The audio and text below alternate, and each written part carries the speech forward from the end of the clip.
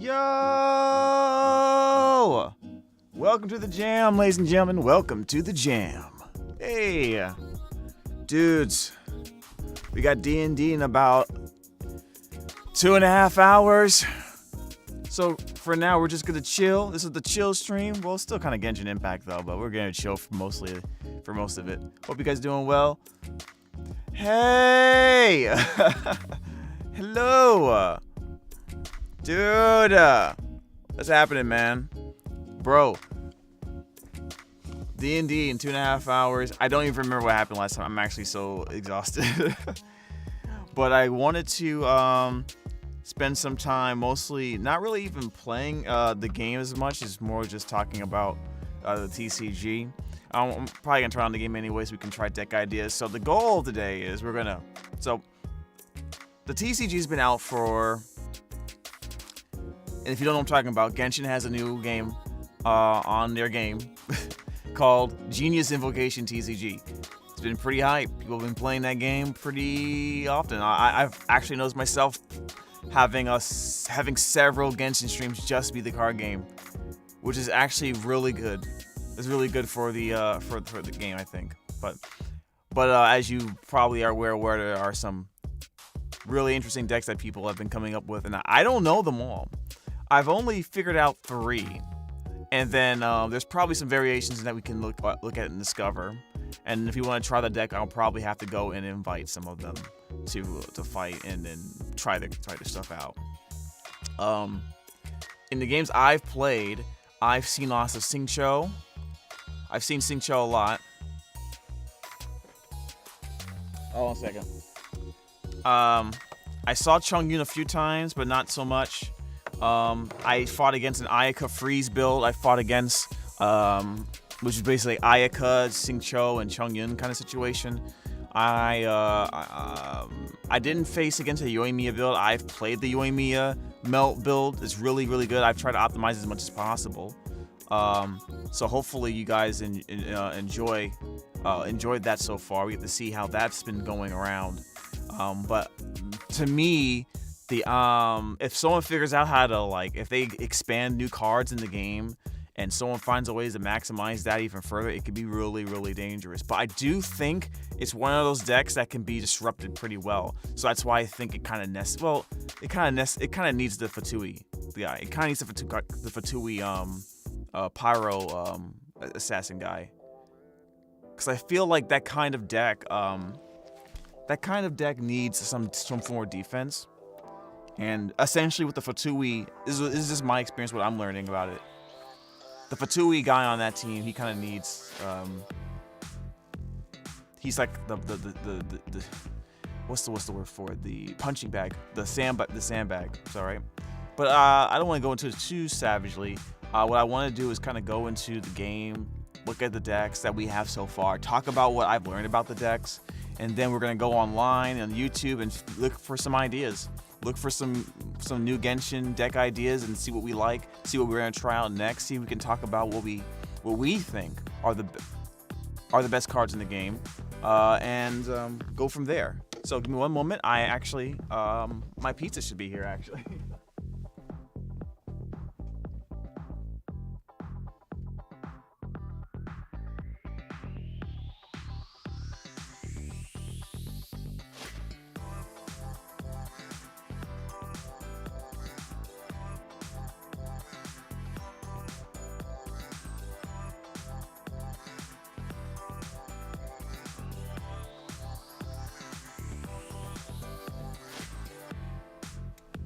My bad, I thought the pizza was here. Whoops. Should be getting some type of notification though, so that's why I got the phone right here, just in case. But I think it's on its way. How you doing, Zen? Yeah, it's on its way. I got the map over here on the side, but let me turn on Genshin. But yeah, anyone has let me know, guys, what is your favorite deck you've been playing so far? What kind of decks have you been testing? You know, what kind of decks have you been messing around with? Because, you know, there's a lot of combinations that people, you know, There's a lot of combinations. And the thing about card games you're going to see is that people are going to, at this point, they're going to catch on really quickly to very early meta stuff. And that's going to be considered meta to a certain degree. But then all it takes is like 1 or 2 cards and it flips the script really easily. Or it takes a strategy that people haven't really bandwagoned yet to really get popular. And I think there's one type of deck. That might actually might sneak up on people in a weird way. But I'm not sure yet, so don't quote me on it. We're actually going to pull up my screen here, and we're actually going to pull up my my Genshin screen real quick, and then look at my deck list. We'll talk about the 3 decks that I've built so far that I think are really strong, really strong in the game, and then we'll go into some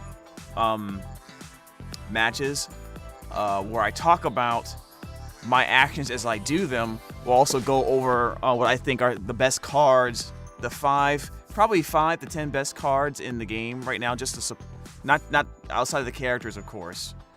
And then we'll discuss why I think they are. Of course, they're just opinions, right? But but come on, you guys already know that from the jump. I shouldn't have to say it's my opinion every time. All right. So let's go ahead and get started. Boom, ba-dum, ba-dum. All right, let me go pull up my camera. All right, cool. I'm gonna turn off my lights too. I'll turn off my lights.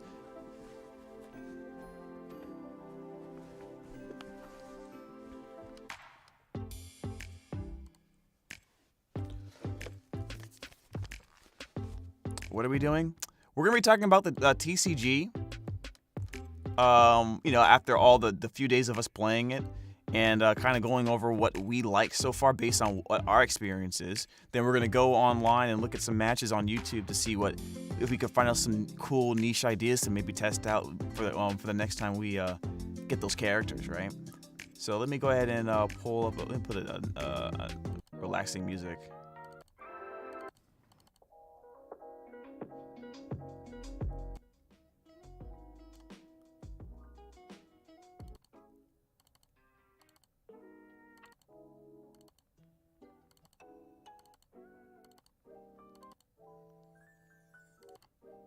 Yeah, we'll do this. All right, chat. Here we go. So before we begin, make sure you like, comment, subscribe if you're watching this on YouTube. If you like watching or supporting the channel by any way, just let your friends know about the channel. And follow us on Twitch especially, because that's where we do most of the content. This is where most of the stuff happens.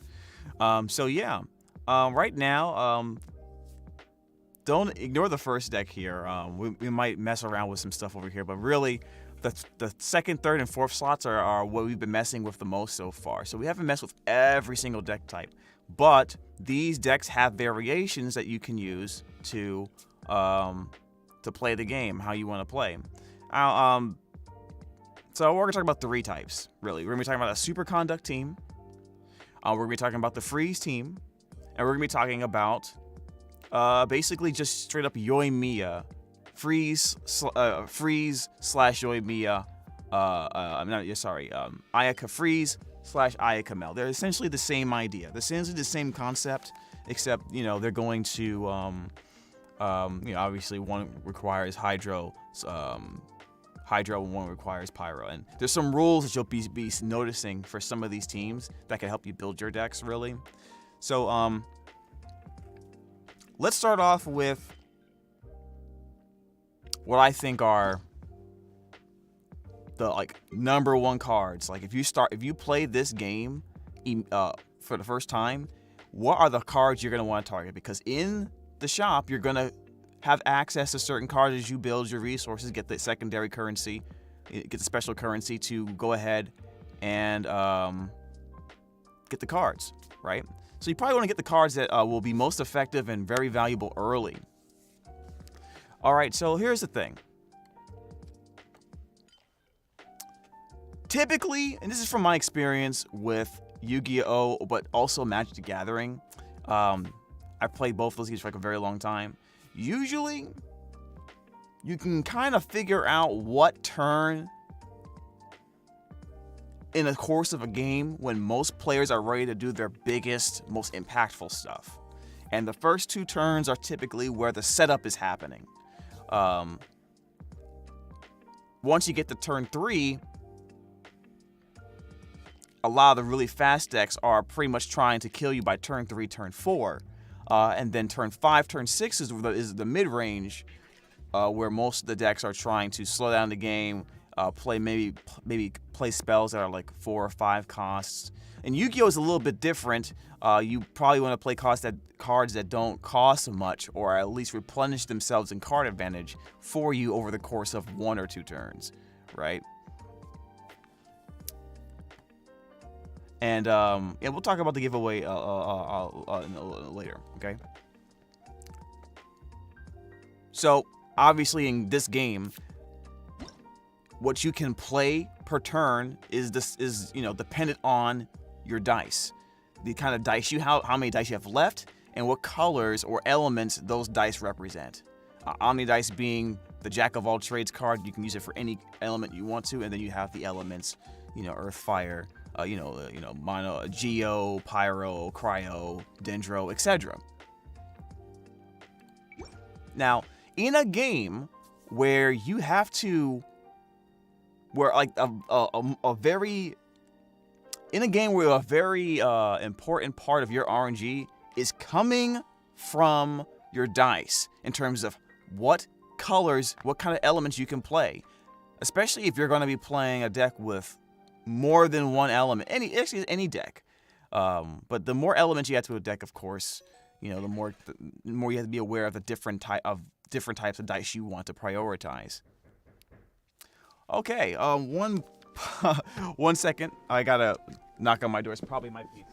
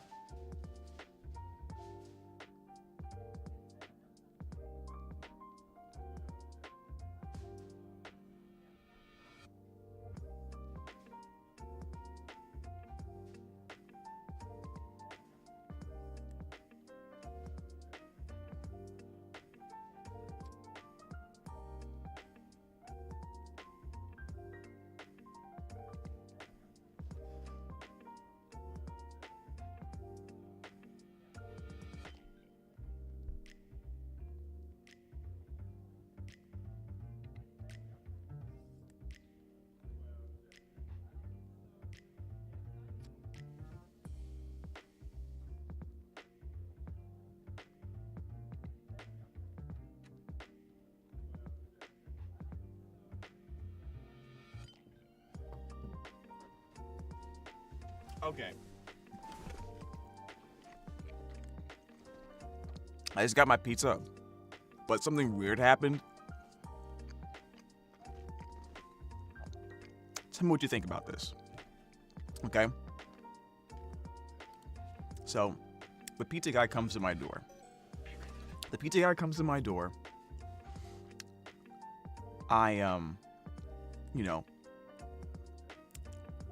Before I even say anything, he opens the door and he says, "Hi, James. Good to see you again." And I go, "What?" And he says it like we've met before. And I know we haven't met before. Because then he basically says that he saw me earlier today picking up a pizza order. Which is wrong because I've never ordered pizza from there before. I've never ordered pizza from this place before. I passed by it, but I've never ordered a pizza from there before. And he said it was pickup. Not even pickup I've ordered there. And even if I did and I forgot, it would have been a long time ago. So it was really weird and awkward. Really awkward. And I was trying to be nice about it and everything. I was like, yeah, that wasn't me. I've been working all day. I haven't been outside my apartment, let alone to the Papa John's, because that's where I ordered it from. Because it was the only other place I knew nearby that would actually deliver to me, and I didn't want to go out. Because I would have ordered somewhere else. But, so that happened. And I was like, all right, thank you. And not only that, they were late on the pizza. So the pizza's I gotta heat up the pizza in the oven. And so I was like, nah, I don't want to deal with it. I'm just happy that it's here. I really wanted pizza today. So, all right. Pause real quick on talking about the TCG, but I guess you guys got questions, right? Hey, what's up, Killer Crocs? Killer Crocs, did you just follow me? You did follow me. And Ale the Fruity, thank you so much for the follow. Really appreciate it. I'm kind of eating this pizza right now because I'm just starving. I haven't really eaten anything all day.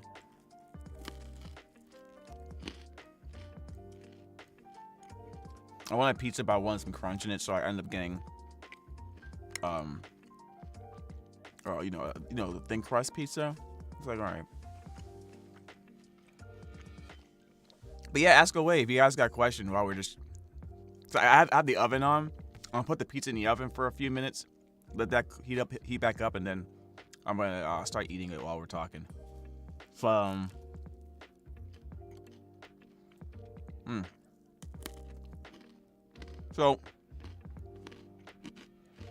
when giveaway starts and how to join.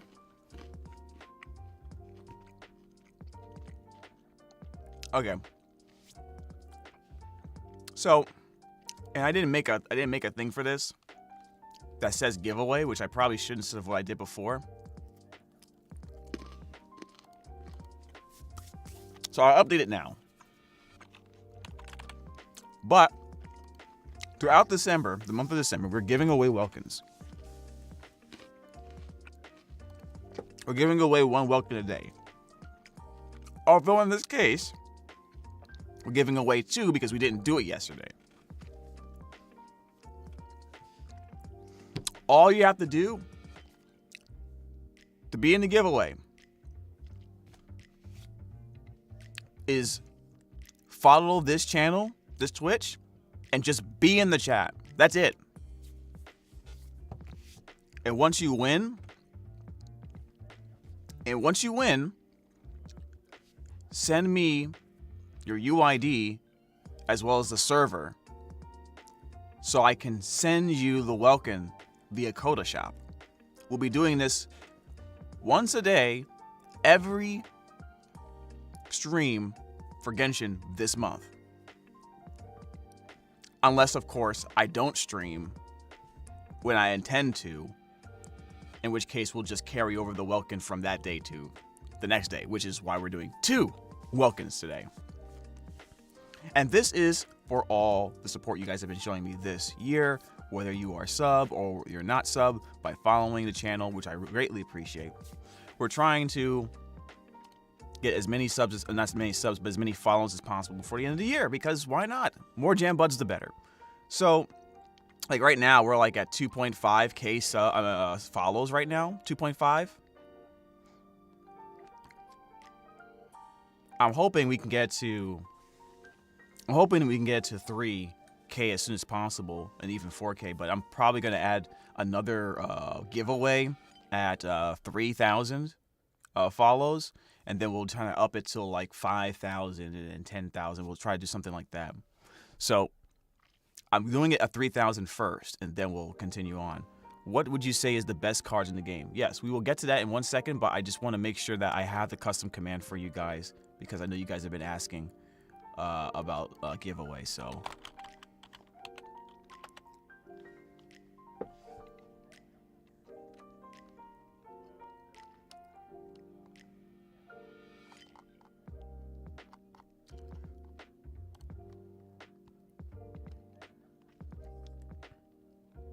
all right, now it's saying,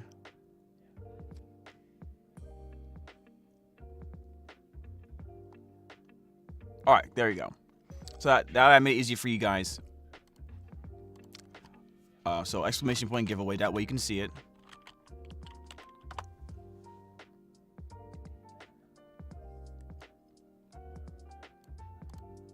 One second.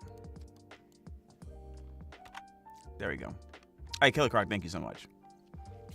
So you don't have to follow me on all those platforms. Some people don't have Instagram and TikTok, so you can just pick one of them. But the point is you have to follow me on some of them. Okay? That's really the whole issue. That's really the whole way it works here. All right, but anyway, let's talk about some of the cards here. So when I first started playing this game, one of the first things I wanted to do was find the cards that were cheap but gave me as high value over even immediate and even like the next 1 or 2 turns. So what you're guaranteed to see, and what you should go for when you're picking up support cards in this game, which is probably the first thing you should really go for in this game. Not the weapons so much, not even the artifacts right now, or anything anything like that. You probably want to stick to the cards that are 0 right now. Right? So like when you first start the game and you only have a few coins to really spend to pick up cards to start. The reason why you're going to pick up those 0 cost cards is because they're going to give you quick value. They're not going to take away your dice, but they're going to give you something in return over a course of the first 2 turns that will help you win the game, or have a decisive advantage by turn 3, turn 4. That's really the goal if you want to think about it for what's going on right now in the meta. Turn 3, turn 4 is when you should have a decisive advantage in the game, or it's pretty much a foregone conclusion, unless you're playing certain decks that really stall out the game. But that hasn't really been as developed yet from what I've seen. Although there may be one deck that's interesting that I've saw today that we can look at. Now, what are those cards? Okay. Let's look at the 0 cards first, and then we'll go up the ladder. Lieben is a ridiculous, stupid card, okay? And you're going to see a lot of the cards that are 0 and 1 are really, really good. 0 cards like this are ridiculous because they don't cost you anything, and in terms of card economy, it's going to give you way more than you give up. So, for example, the way you want to calculate the card advantage you're getting is you take the card and you say, okay, I'm going to use this card. That's -1, right? Because you have every card or a resource you have, every card is a resource, right? And then your dice is a resource. So you take all that and you add that up, and that's the number of resources you have. So let's say I think you start off with 5 cards. So it's 5 cards in your hand, and then I have 8 dice. So that's a resource of 13. Let's start off like that. I play Lieben. I don't have to pay any dice, but I have to get rid of the card. So now my resource is now 14. Now, what this does is it takes care of one of the biggest issues that you will have in this game. Okay? One of the scariest, and I guess the number one way you'll lose a game is if you have bad die. Because bad dice rolls. Because bad dice rolls will dictate what you can or cannot do. Right? It'll give you might be able to do anything you want for one turn, or you may be only able to do one thing you really wanted to do. And that could be good or that could be terrible, depending on the point in the game that is, right? Because if, let's say on turn 3 or turn 4, I'm trying to set up for a turn 3 or turn 4 decisive victory, or at least getting massive advantage, and then I get none of the dice I want, right? None of the dice are the colors I want, even after I rolled them again. Now I have to spend cards in my hand to get the cards I want, which means I'm paying twice as much as what I normally would in order to do what I really wanted to do, right? For example, if I need 3 electro dice, but I have to discard 3 cards to make 3 electro dice, I'm basically paying 6 resource. I'm taking 6 of my resources to get the same effect, whereas before it's just 3, which would be the 3 electro dice. What Lieben does is say, nah, dog, I got you. You know that those resources that you had before that you couldn't use early in the game, I'm gonna take that and carry it over. And then next turn, I'm gonna give it back to you. Plus, I'm gonna give you 2 cards when I do this to you. Does anyone know what Pot of Greed is? Yeah, of course you know what Pot of Greed is. We know the meme. Any card that is Pot of Greed is stupid. Now, what does that mean? Pot of Greed essentially is a 1 card that costs you nothing to play it, except for just playing the card, and it gives you a +1 as a result, right? So I pay the 1 card, I get 2 cards. So the 2 minus the 1 that I paid, which is a Pot of Greed to get it, that means I have 1 card left over. Simple math. Use a +1. And you're going to be doing stuff like this throughout all card games in order to make sure you maintain hand advantage. Not only does Lieben do this for you in as early as 1 turn later, but he gives you 2 extra dice, Omni dice, which you can play on anything you want. It's so easy to play. It doesn't cost you anything except the card itself. It's broken. Every deck should have Lieben, 2 of them. It's the first card you should get because you'll be using it in every deck in the game. Every deck in the game. I don't care what deck you want to make. You're gonna use Lieben ×2. As simple as that, because you want Pot of Greed. Being able to draw into your deck and get the cards you want to win the game faster than your opponent is gonna make or break your turn 2, turn 3, turn 4, right? All right, so let's get that out of the way. This is a great card. Now let's talk about the Elemental Resonance cards. You're most likely going to be playing a deck at some point that's going to have 2 or more of the same element. What does this do? It's a very simple effect. It's not like the most broken thing, but it's really, really good, right? Elemental Resonance, if you have 2 of the same element in your characters in your deck, you're going to be able to just send this to the graveyard and get a free energy. It basically is free energy. As simple as that. Very simple, very effective. It doesn't cost you anything, just free energy. Nothing to explain too much about that, but there is a cool thing I learned how to do.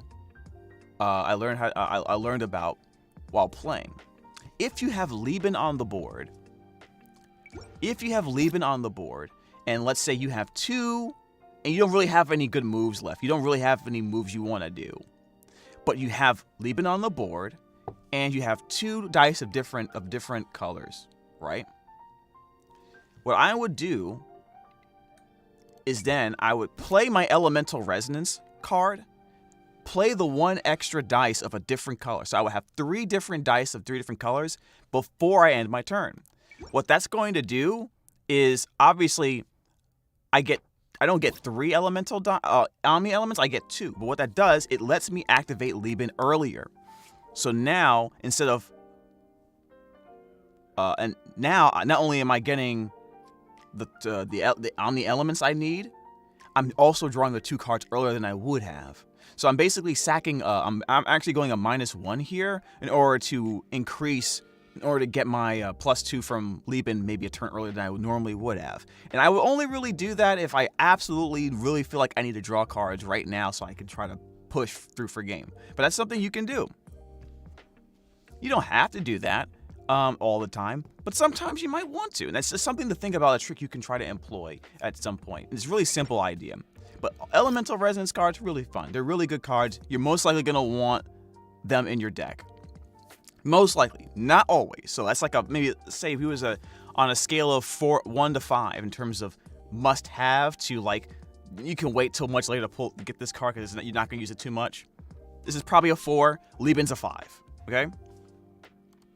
Next card is Chang the Ninth. Chang the Ninth is another 0 card that's pretty straightforward.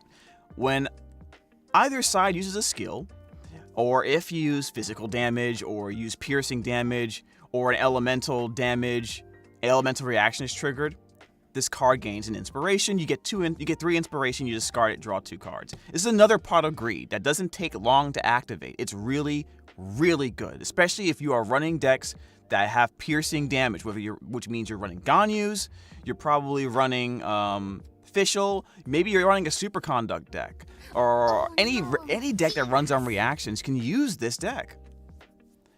Mello, what's going on, man? But yeah, 3 inspiration, and your opponent can trigger it. Your opponent can trigger it for you and give you the cards. So I can play this turn 1. And by the end of the first turn, depending how early I play it, this can already pop off and I get a Pot of Greed. Simple, straightforward math. Love it.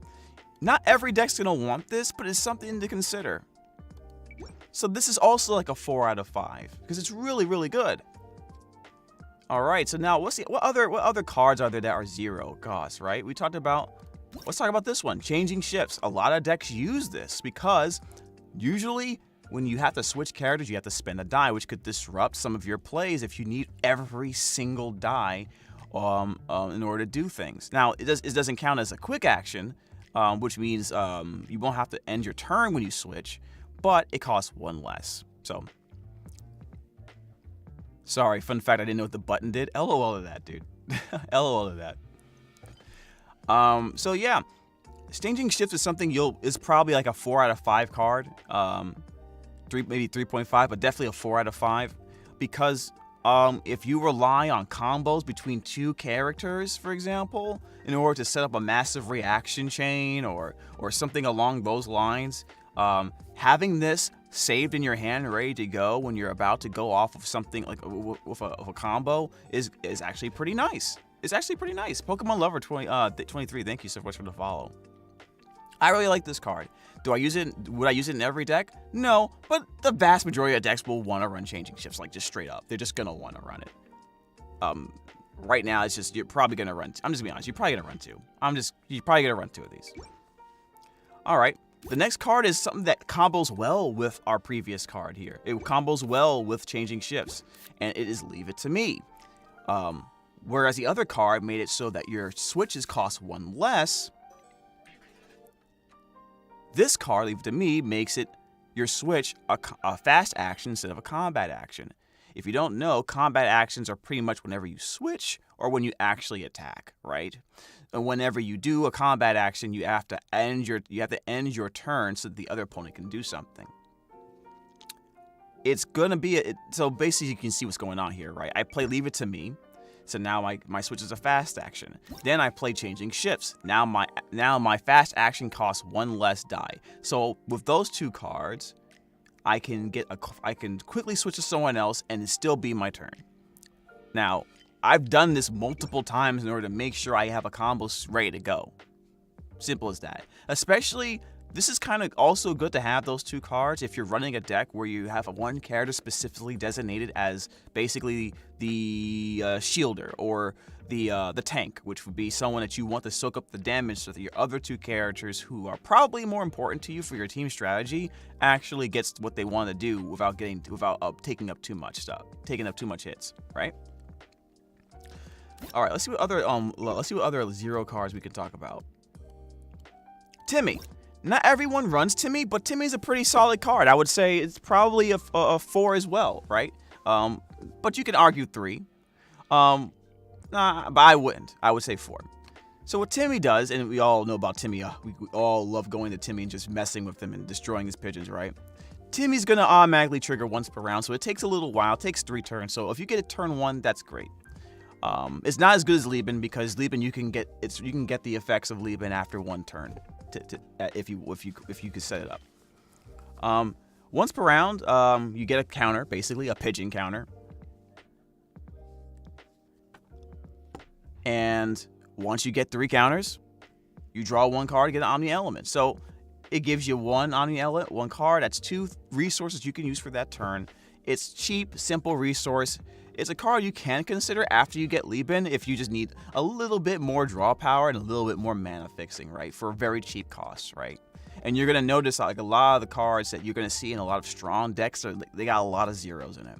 They got a lot of zeros in it because they don't want, the less they have to spend on their action cards and their support cards, the more they can have saved up for their combos, for their characters that are going to be doing their big damage. Because early turn 1, turn 2, it's really about getting the energy set up for like their prime. For a lot of decks, they want to get their characters burst up as soon as possible. Usually it's like a Yoimiya or a Xingqiu or a Ganyu, something along those lines. They want that burst up immediately.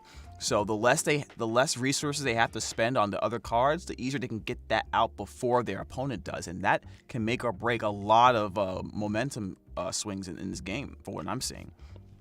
All right, so let's see here. I think we talked about all the 0 cards, right?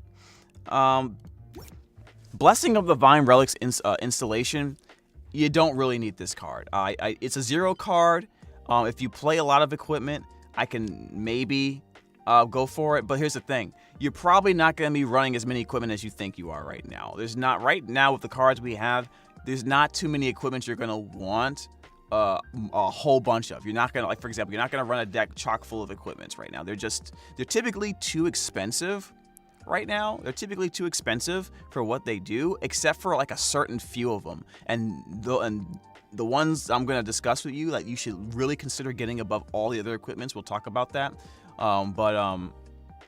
But even if you did run those, you wouldn't run Blessing of the Divine Relics installation. You're probably gonna get this card anyway because it looks like they want us to buy out the whole shop.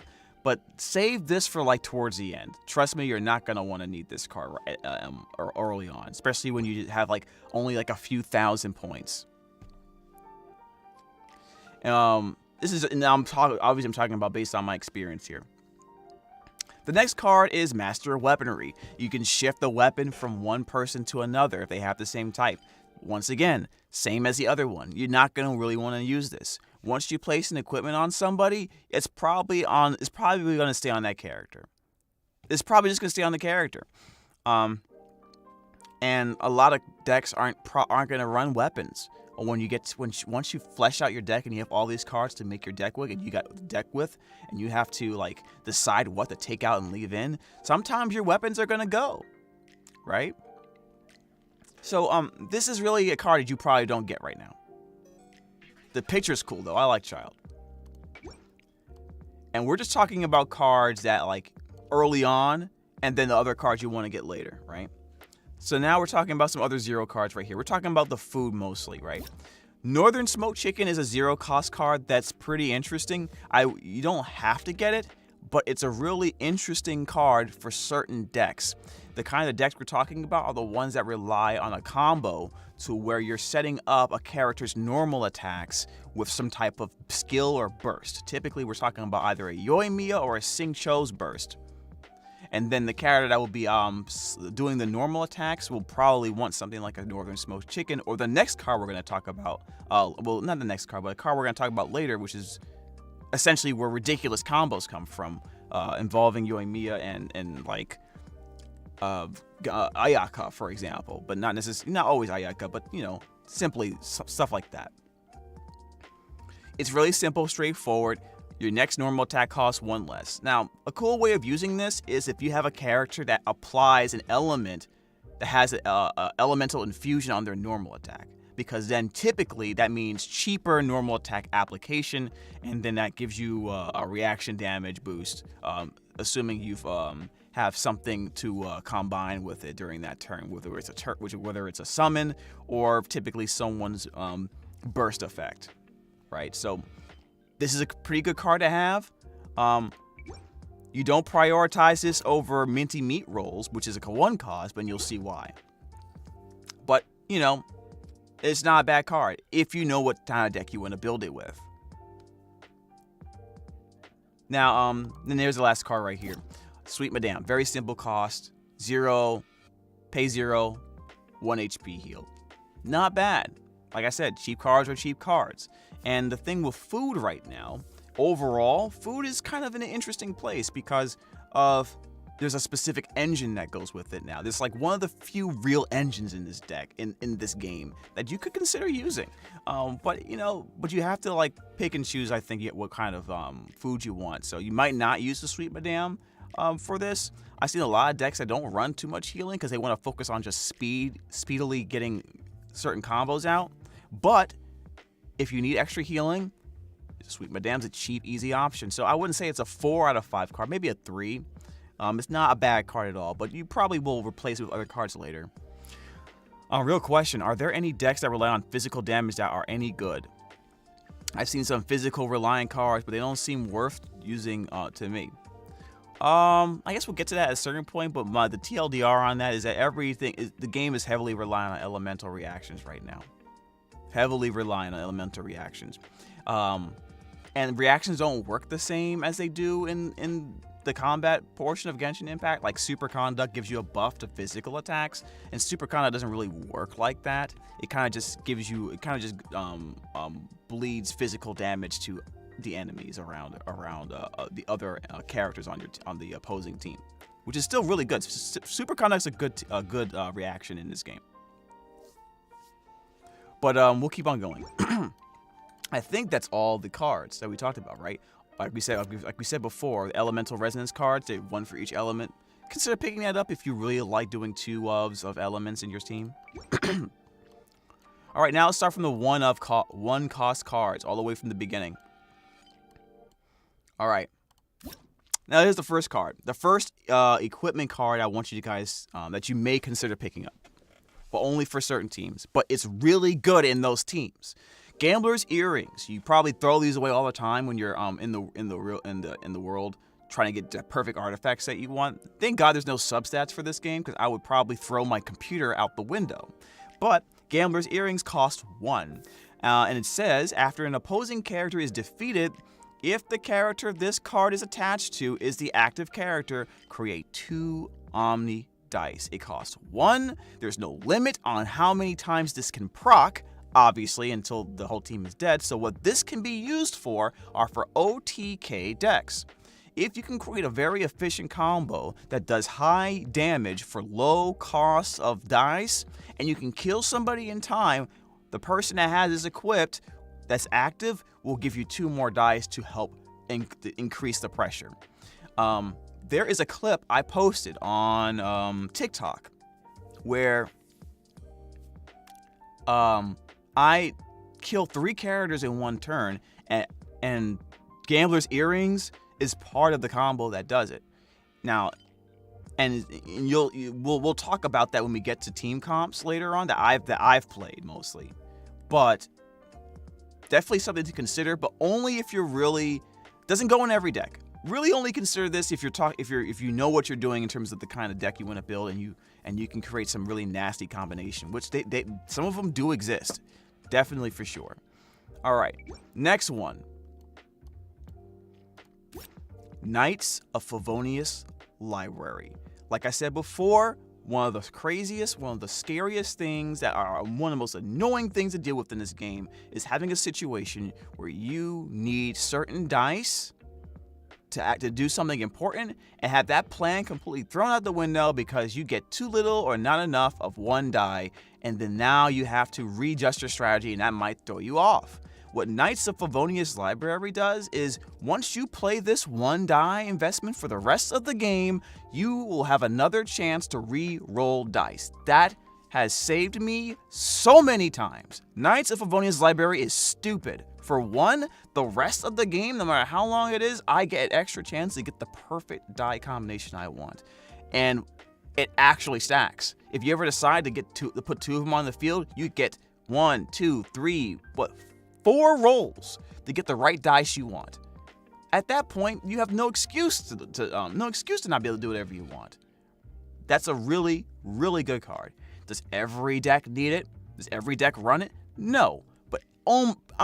But this is one of the top cards you should pick up along with Lieben when you're first playing this game and you're trying to stock up cool resources to make a really good deck as quickly as possible. Definitely pick up 2 of these. Some decks, you might be able to get away with 1, but I would say definitely run 2, especially for your first deck. Next card is the Jade Chamber. During the roll phase, which is when you roll your die, 2 of your starting elemental die are always going to be the elemental type of your active character. So that's pretty good. That's pretty nice. Having an active character on the field with this, and you roll 2, that's definitely, in a certain way, it's similar to the library, right? Well, think about it. Like you're rolling all your dice. You could potentially roll all of your dice and get, with the library, re-roll it and get like a huge advantage on like a whole bunch of dice you want. There was one time I rolled multiple times from library and every single die I got was at what I wanted. I think 6 of it was Omni die because of it, and then the other 2 was the other cards I wanted to. That's just perfect. Oh happy day. Oh happy day. But listen, Jade Chamber's not so bad either, right? You know, you don't have to re-roll. You know, at least you're going to get 2 dice of the same type. That's not as good as library in my opinion. Like if library is a 4, Jade Chamber's probably a 3 or a 3.5. But it's still a solid card. I would get library first before this, though. But if you went and got it, don't feel bad. It's still a good card. All right, next number 1 card, we're talking about Chef Mao. After playing a food event card, create 1 random elemental die. Now, I'm going to be honest with you. I don't see this one too much. And it's probably because, well, not a lot of people are running a deck full of a lot of food yet. Now, this could change in the future with more cards that come out because of the NRE. NRE is actually really stupid, and we'll talk about that later. But as of right now, Chef Mao's kind of like, you're probably not going to play it. You're probably not going to play it too much, not now, but it's something you're going to get eventually. Just put it in the back burner. You'll get it later when we have more cards and more different types of food to take advantage of Chef Mao. All right, next card, Liu Su. Liu Su is actually really good. For 1 cost, you get to give an energy to a character that does not have energy for 2 times. Now, this helps accelerate strategies involving elemental bursts, particularly if you have a character that only needs 2 energy to activate a burst. So let's say you have your team. I have Ganyu in the middle, which requires 2 energy for her burst. And then I have Rhodia on the left side. So I'll start off with Rhodia, which is typically with a strategy with that combination of characters. You start Rhodia first, play your summon, and then you switch to Ganyu. By doing that, now not only do you have your tokens ready to go and Ganyu's ready to go, she now requires 1 less turn to activate her burst because Lee Su's going to give it to her. The next move she plays is going to put her to 2, and now you have her burst along with the summon. So that's kind of an example of how Lee Su activates certain combos 1 turn earlier than normal. Who are you? Why are you trying to get on my squad? Okay. Liu Su is a really good card. If your deck is about fast-hitting characters, or if your deck really wants to get a character's burst off first, like Yoimiya, Ganyu, Xingqiu, consider getting a copy or 2 of Liu Su. Next card. Elemental Resonance have a secondary card that has certain effects for 1 of a certain color of dice. Now, you don't always need to get to run these. I would say it's probably a 3 or 4 depending on what kind of style you're playing. But some of them are really good. Electro Resonance High Voltage is really good. If you read what it says that one of your characters without maximum energy gains 1 energy. And the active character is prioritized. So let's say, for example, I'm running a Superconduct deck with a Ganyu. I always bring back Ganyu because Ganyu's my favorite character. Superconduct, and I'm running 2 Electro characters so I can play Electro Resonance. By the way, if just like in the game, you don't get Resonance unless you're playing 2 characters of a certain type. Same thing applies here. So what I can do as a strategy, let's say with the last card I had, Liu Su. I play a character first. I switch to Ganyu. She gets 1 energy from Liu Su. Then I play Elemental Resonance High Voltage for 1. And now she has 2 energy. Now, how good is that? If we count, let's see, if we use 1 die for the switch, 1 die to play Liu Su, and 1 die to play Elemental Resonance High Voltage, that's 3 energy. That's 3 dice we use to get 2 energy for Ganyu. If we were to stay on Ganyu and do it normally by casting 2 different attacks to get her burst, that's a total of 6 die. So we just saved 3 die by using that combination. So little things like that will allow you to do something extra later. Now, of course, we switched, so that means we're probably switching over to our opponent, letting our opponent play a move, but that's okay. Typically, early game, they're not going to do something really super devastating. But that's a combination you can think about doing with Electro Resonance. Now, the other resonances do different things, so we can talk about that. So I don't have them all, but we can talk about some of them. So the Cryo Resonance, Shattering Ice, you'll typically see this in Ayaka or Ganyu decks. But not always, but usually. During this round, your active character will deal +2 damage for the next instance. Now, that's actually really good. Now, I haven't tried this with Ganyu yet, but I believe that when Ganyu does her Frost Flake Arrow, which is one of her normal attacks, that does AoE damage. Essentially what that means is I'm hitting everybody. This increases all the hits. I'm not sure if it means that. I think it just means the next instance, which means just the character if initially hits. If it didn't do that, and it did what I originally thought it was, it'd be broken. But that's still really, really good. Not necessary, but still really good. Soothing Water. For 1 blue, you can heal for a total of 4 damage. 2 to your active character. The other character take healed for 1. This is pretty solid. That's a really good healing card. If you like healing and you run double hydro, you should probably run this. But it's not like you have to run it. This is a pretty decent card. These are cheap cards that do what some characters have to use multiple, 2 or 3 dice to do, right? And it's immediate. So it's also something to consider. But I don't think you absolutely have to have this card. Fervent Flames. Now, this is going to be a really strong card, I think, for a lot of decks, especially if you're running something like D-Luke, right? During this round, the next instance of pyro-related reactions to your current active character deals will do another 3 damage. That's actually insane. For 1 die, I get to do another 3 damage for a reaction. That's pretty powerful. And if you have a deck that wants to have big damage hits, like big nuke damage, then maybe you consider running something like one of these bad boys. Well, 2 of them. But not necessary. You don't have to go out of your way to get these cards. The 0 cost ones, sure, definitely. The 1 cards, it just depends on how you want to build your deck, really. And this one is interesting. You switch to the target character and recreate an Omni element. It's kind of mad, to be honest with you. You can still run it. It's a solid card, but based on my experience, which is limited with playing with double Animo, I don't really feel like I need it. But it's anytime you get a 1-for-1, that's not a bad card. 1-for-1 Omni element, sure. Double Animal plus or element is totally a fine strategy. All right, so that's the 1-cost cards. Now let's talk about the 2-cost cards, okay? All right, so we have some weapons here. This is when we're talking about the weapons, and along with some other cards, but we're gonna start with the weapons first. So I'm just gonna tell you right now, guys, overall, I wouldn't invest in weapons. Not yet. I'll skip those last.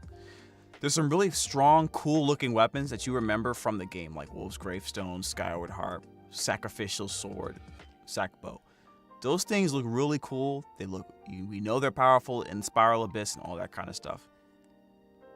You don't really need them. You don't really need them. Not right now. You can wait on them. If I was to spend two energy for an equipment or something like that, I'd rather spend it on a specific artifact, and we'll talk about that in a second. So this, I'm not even going to really get into it. They just do more damage. The sack bows, they're kind of interesting because they create a die, so they kind of pay for themselves a little bit.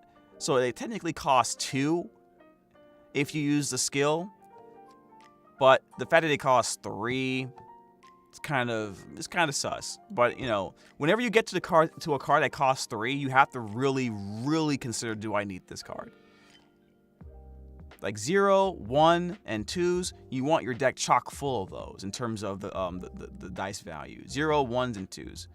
But 3s or 4s or 5s, man, they better really do something nice for you, or you probably don't need to run it. Now, at least you can try it, but I'm saying in terms of getting the cards out of the shop in a certain order so you can like get stronger efficiently while, you know, going through the game and eventually building the deck that you want to make, probably don't worry about getting these yet. Don't worry about it. You don't necessarily need them. I think you get the handy sword at one point. Some of these you get all in the beginning, but trust me, you don't need them. All right. Here's an interesting one. Instructor's Cap. After triggering an elemental reaction, you create 1 die, right? Okay, it matches the type. You can do it 3 times per round. That's kind of cool. It's not bad. It's not bad. It's not better than the 2 other equipments that we've been talking about. This third one I'm going to talk about after this, but I like it. I definitely tried it out and tested it to see what I thought about it, and it's a solid card. I would say 3 out of 5 for sure. Now, here's the second equipment that you should probably invest in before anything else. The first one was the Gambler's Earrings. Now, that one is more niche, but it's really powerful in that niche than the other ones. And it's not even really that niche. You can still use it in a lot of decks. But this one is a really strong one, as you can consider. Not every deck runs these, like I said, but it has a really powerful and easy to use effect, especially if you have a character with a cheap burst. After a character uses an elemental burst, all your characters on standby gain 1 energy. So what I normally do is I put this on a character that has a cheap burst, because they're going to activate their burst first. And when that character goes off, my other 2 characters are going to get an energy each. So for 2 energy, I get 2. For 2 die, I get 2 energy by casting a burst. And that's for the rest of the game. That's very valuable. If you have other bursts you also plan on playing, like it can be really insane. It can be really insane. Seriously, consider getting this card if you like to combine bursts in a certain way, or if you have at least 2 characters that have ridiculously powerful bursts. The Superconduct team is an example of this. Ganyu will can use the Exile Circlet to power up Fischl and Keqing's burst. And we'll talk about teams and why they're really good, especially with a card like Exile Circlet. But definitely consider picking this up if you have a powerful low-cost burst on your squad, especially if it's a character you like to play. Now, these cards are also decent, but you don't have to prioritize them right now. Some decks might only run 1 of these. You don't necessarily have to run them, but they are pretty solid. The Broken Rhymes Echo, you know, all these easy equipments, they're gonna give you, you know, the ability to save some money, basically. It's a coupon, basically. You play it for 2 on a character. You play a skill that requires that type of element, or well, you know, you're saying when a character uses a skill or equips a talent, you know, you spend 1 less animal die for it. It's a once per round type of thing. So it's one of those things that you'll see the value the longer the game goes. But like I said before, some of these games don't last that long. Some of these games are maybe like 3, 4, and then either everyone's dead or they're really close to it. So consider that. This might be a little bit too slow if you're playing against certain fast decks, but you can still get like 1 or 2 of them if you want to try it out for now, and then maybe you'll decide later on to go a certain direction. But these 3 right here, Gambler's Earrings, Instructor's Cap, and Exile Circlet, especially the third and the first and the third one, definitely consider one or both of those. Usually not in the same deck, but consider one of those for one of your decks. All right. Liyue Harbor Wharf. This is an interesting card. It costs 2. It's actually pretty good. I like it a lot. You might consider running one of these. You don't. Excuse me. You might consider running one of these. Simple effect. During the end phase, you draw 2 cards. Simple as that. Remember how strong Pot of Greed was? This one isn't so much like Pot of Greed. This one is like, I discard a card to draw 2 cards. Right?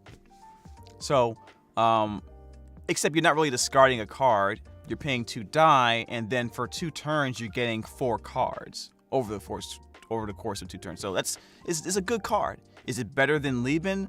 No, but it's still really, really good. This is a 4 out of 5 card in my opinion. You can definitely pick it up, but you don't have to play 2. You can play 1. You can play none. It depends on what your strategy is, but definitely consider picking up one of these just to mess around and try it out. It's actually really good, especially in decks that are combo based and they just want to go through their deck and get all the pieces of the combo before turn 3. Like that kind of thing. But it's really good. I like it. Dawn Winery. When you perform a switch character, you're spending 1 less elemental die. I'm gonna be honest with you, don't get this card. You don't need this card. It's okay at best. This is probably a 2 out of 5 card. Mostly because you have 0 cost cards that do the same thing for you. And Catherine is just better. So I would consider this a 2 out of 5 card. Not really much to say here. Spend 1 less elemental die. You pay 2, and then you're still paying a 1. Like, it's only once per round too. But yeah, I would stay away from this card. Favonius Cathedral's not bad. I would actually consider that maybe a 3. Heal your active character for 2 HP. A lot of decks don't need this card though. I will say that, especially a lot of the aggressive decks that want to focus on comboing and energy management.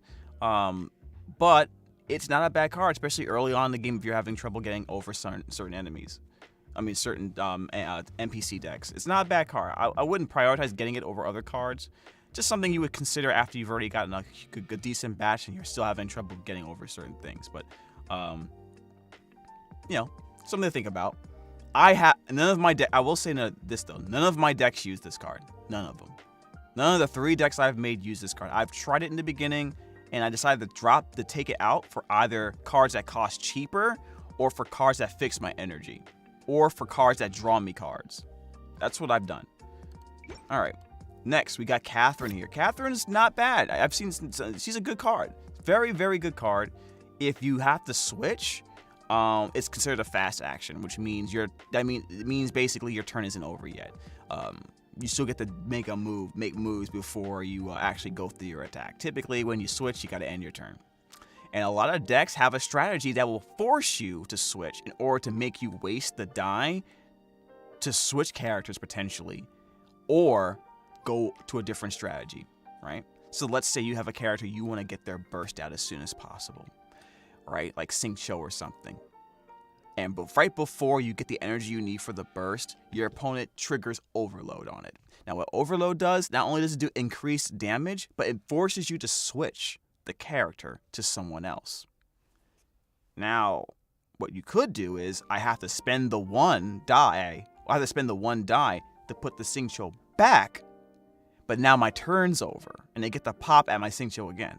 But with a card like Catherine, you don't have to do that. Once per turn, you get to use Catherine as a fast action, and this can help you get out of some sticky situations. Animo is also an element that likes to mess around with your turn order, and it can surprisingly screw up your strategy. So consider a card like maybe like 1 or 2 Catherine, depending on what your deck is. Okay, it's a nice solid card. 3 out of 5.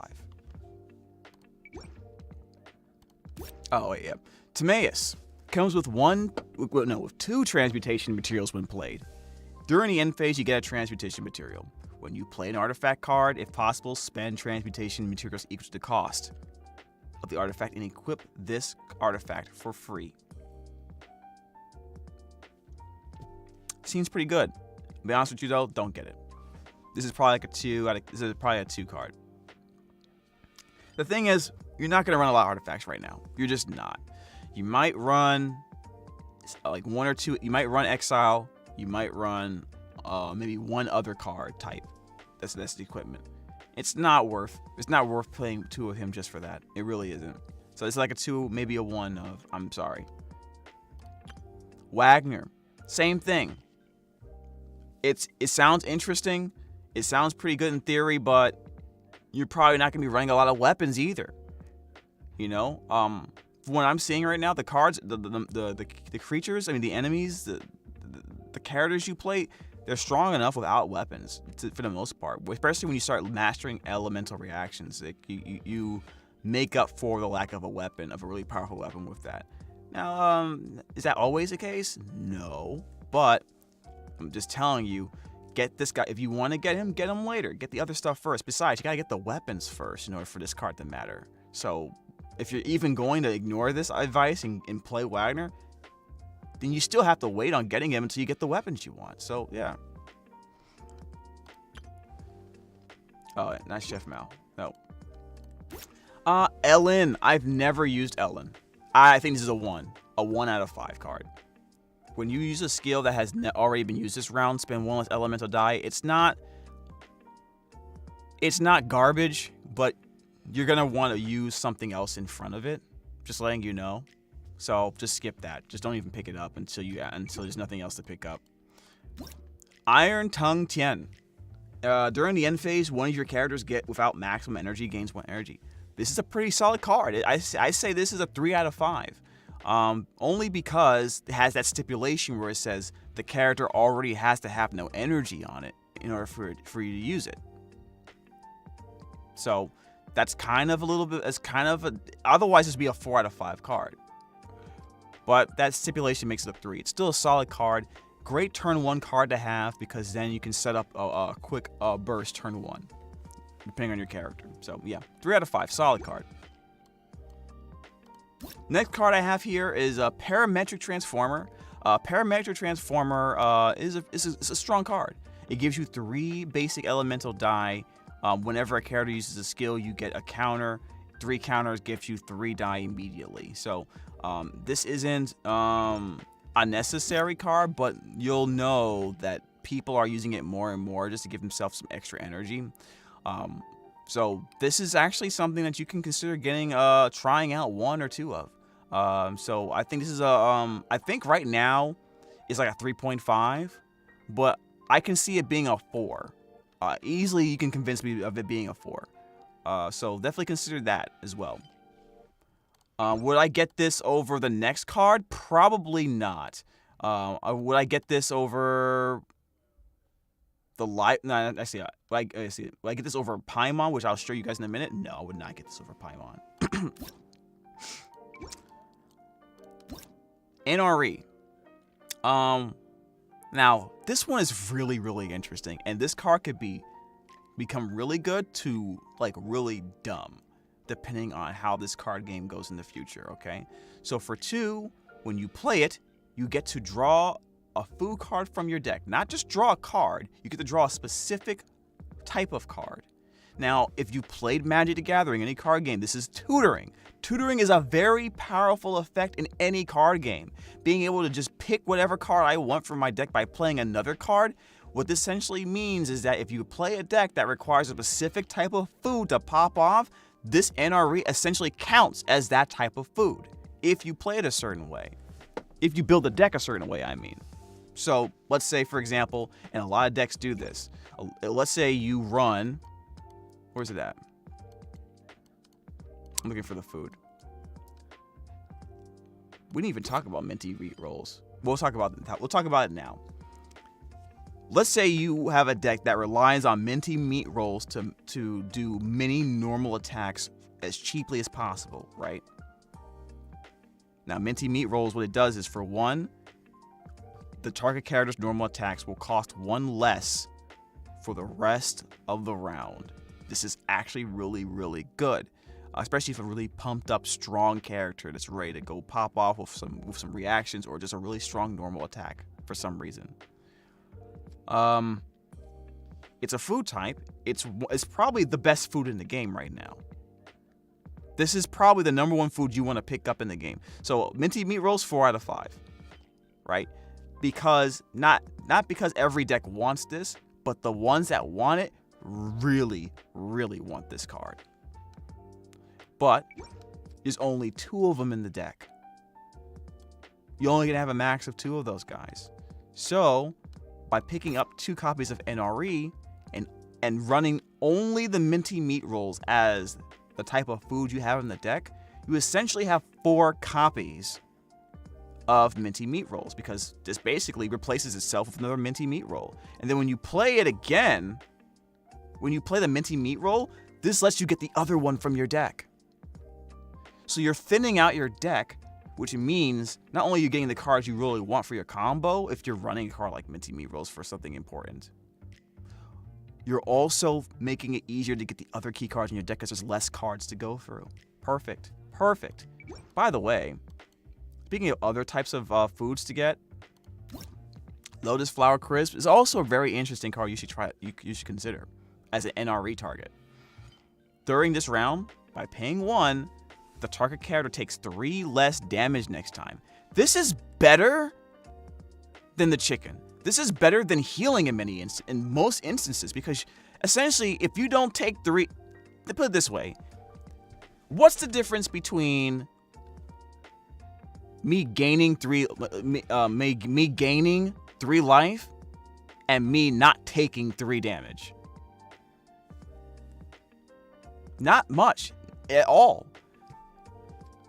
If there's no card in here that says gain 3 health, the hash brown gauge gives you 2. The hash brown gives you 2 for 1.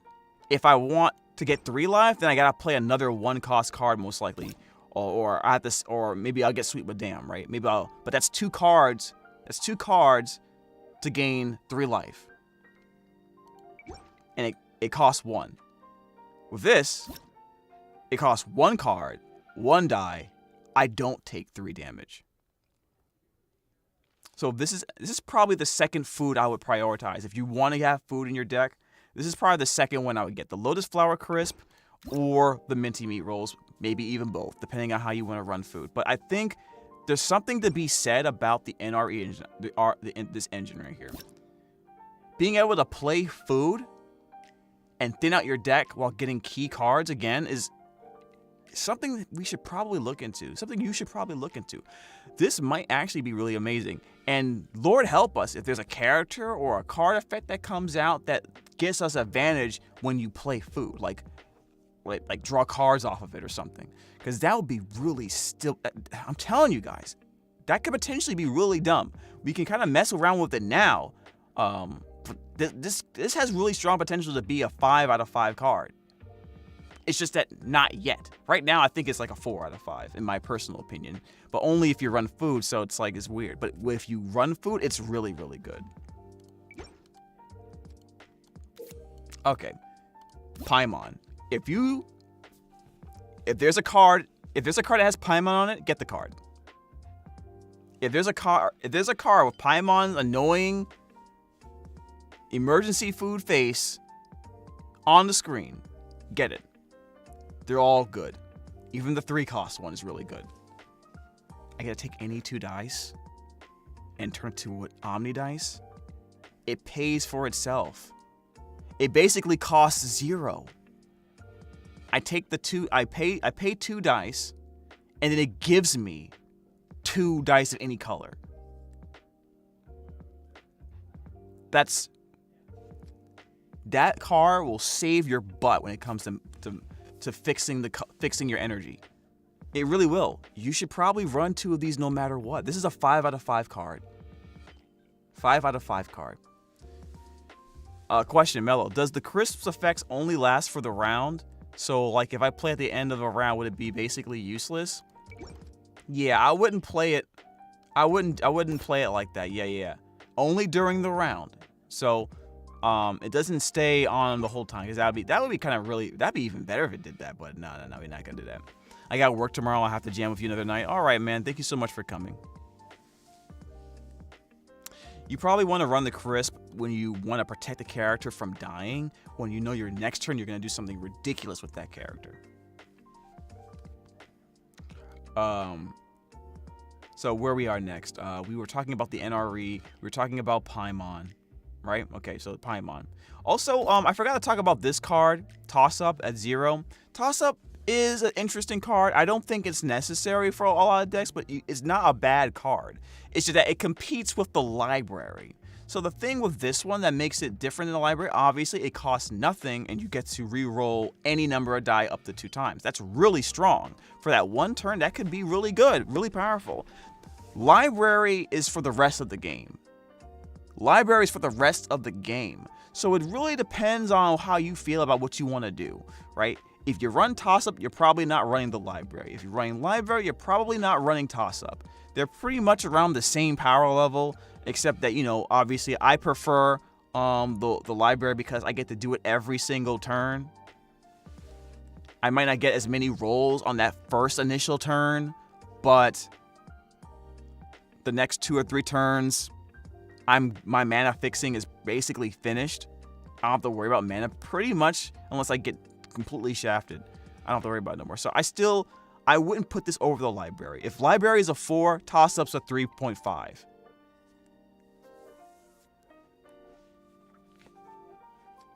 All right. And also this card too. This is a really strong card. I haven't lost yet. Some people don't run this card, but it's a really strong card. I would say this is a 4 out of 5 card because you're gonna lose a character. You're gonna lose a character, and and this card basically says, here, have an energy for free. Here, have an extra dice for free. This could help. This is what you would call basically like a comeback card.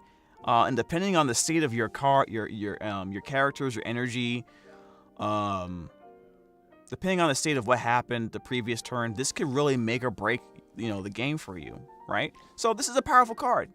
You don't have to run it, depending on what your deck is like, but if you run it, it's not gonna.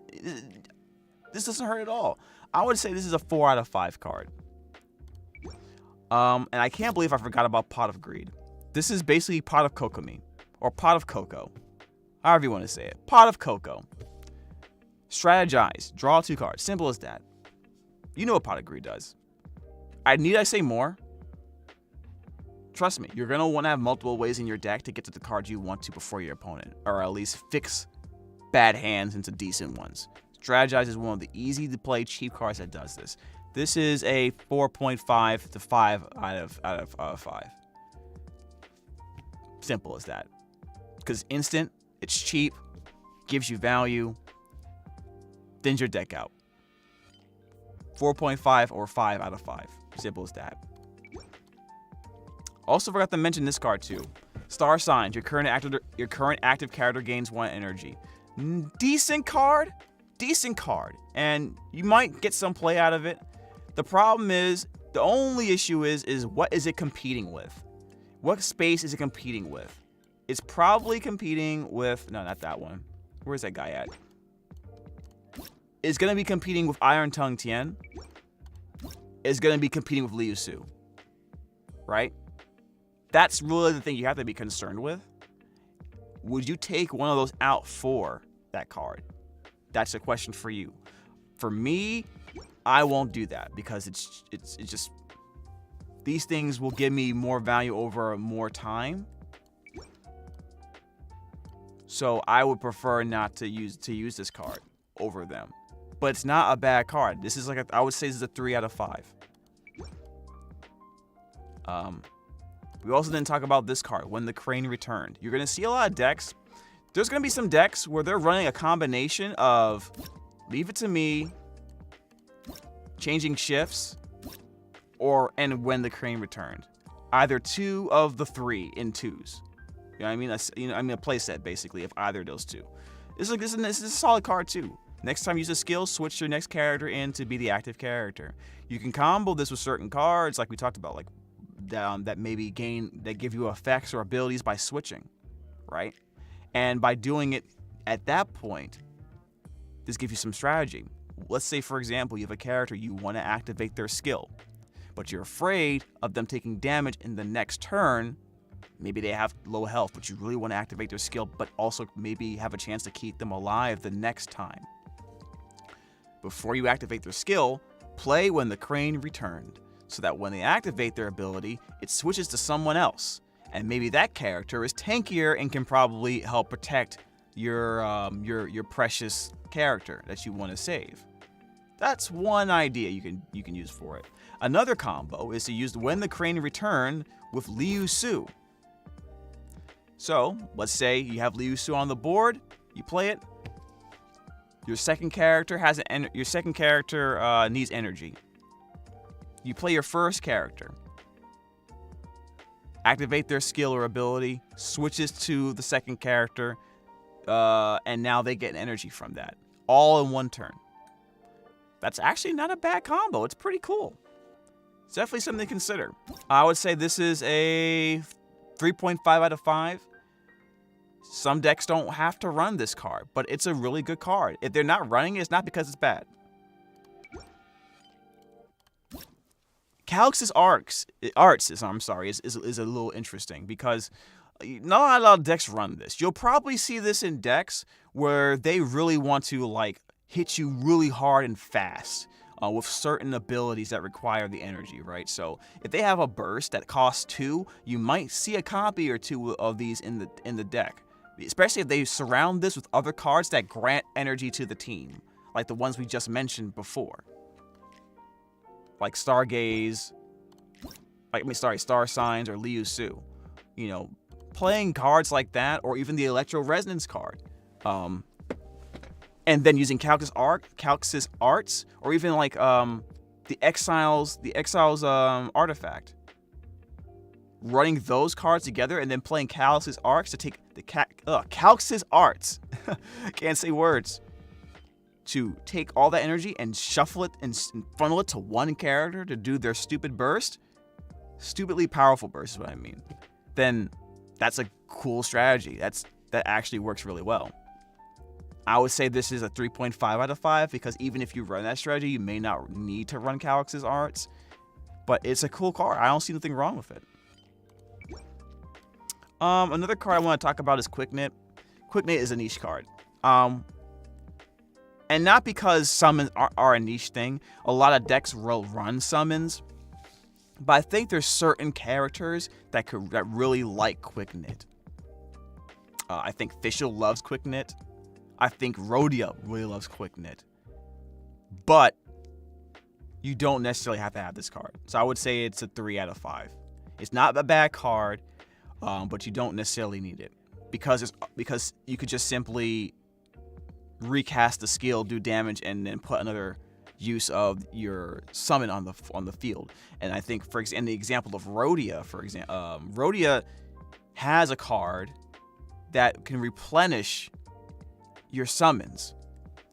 Okay, but we'll get into that in a little bit later. Okay, Send Off. Send Off's a good, decent card. It's hard to justify it in a lot of decks because it's weird. Even though there are lots of decks that do use summons, it's always one of those weird situations where if they don't summon anything, or the summons don't last long enough for you to use Send Off, then the Send Off becomes a dead card, and you just end up holding it in your hand, waiting for a summon to happen that may never come, or you just discard it for energy. If that's the case, it could be something else that you can just play without, you know what I mean? Like any card, like even if the condition's a really solid condition, any card with a condition you have to raise an eyebrow to, because you don't know where there might be a situation where you may never get to use that card. Like for example, what if you run 2 copies of Send Off because you just hate summons? You just hate Fischl, you hate Guoba, you just hate Rhodia. What if they never play Rhodia? Or what if you get rid of Rhodia early? Or Fischl early? Then this card's useless. You know what I mean? Because then what? You know what I mean? It's weird. It's a solid card, but I don't run it even against other players.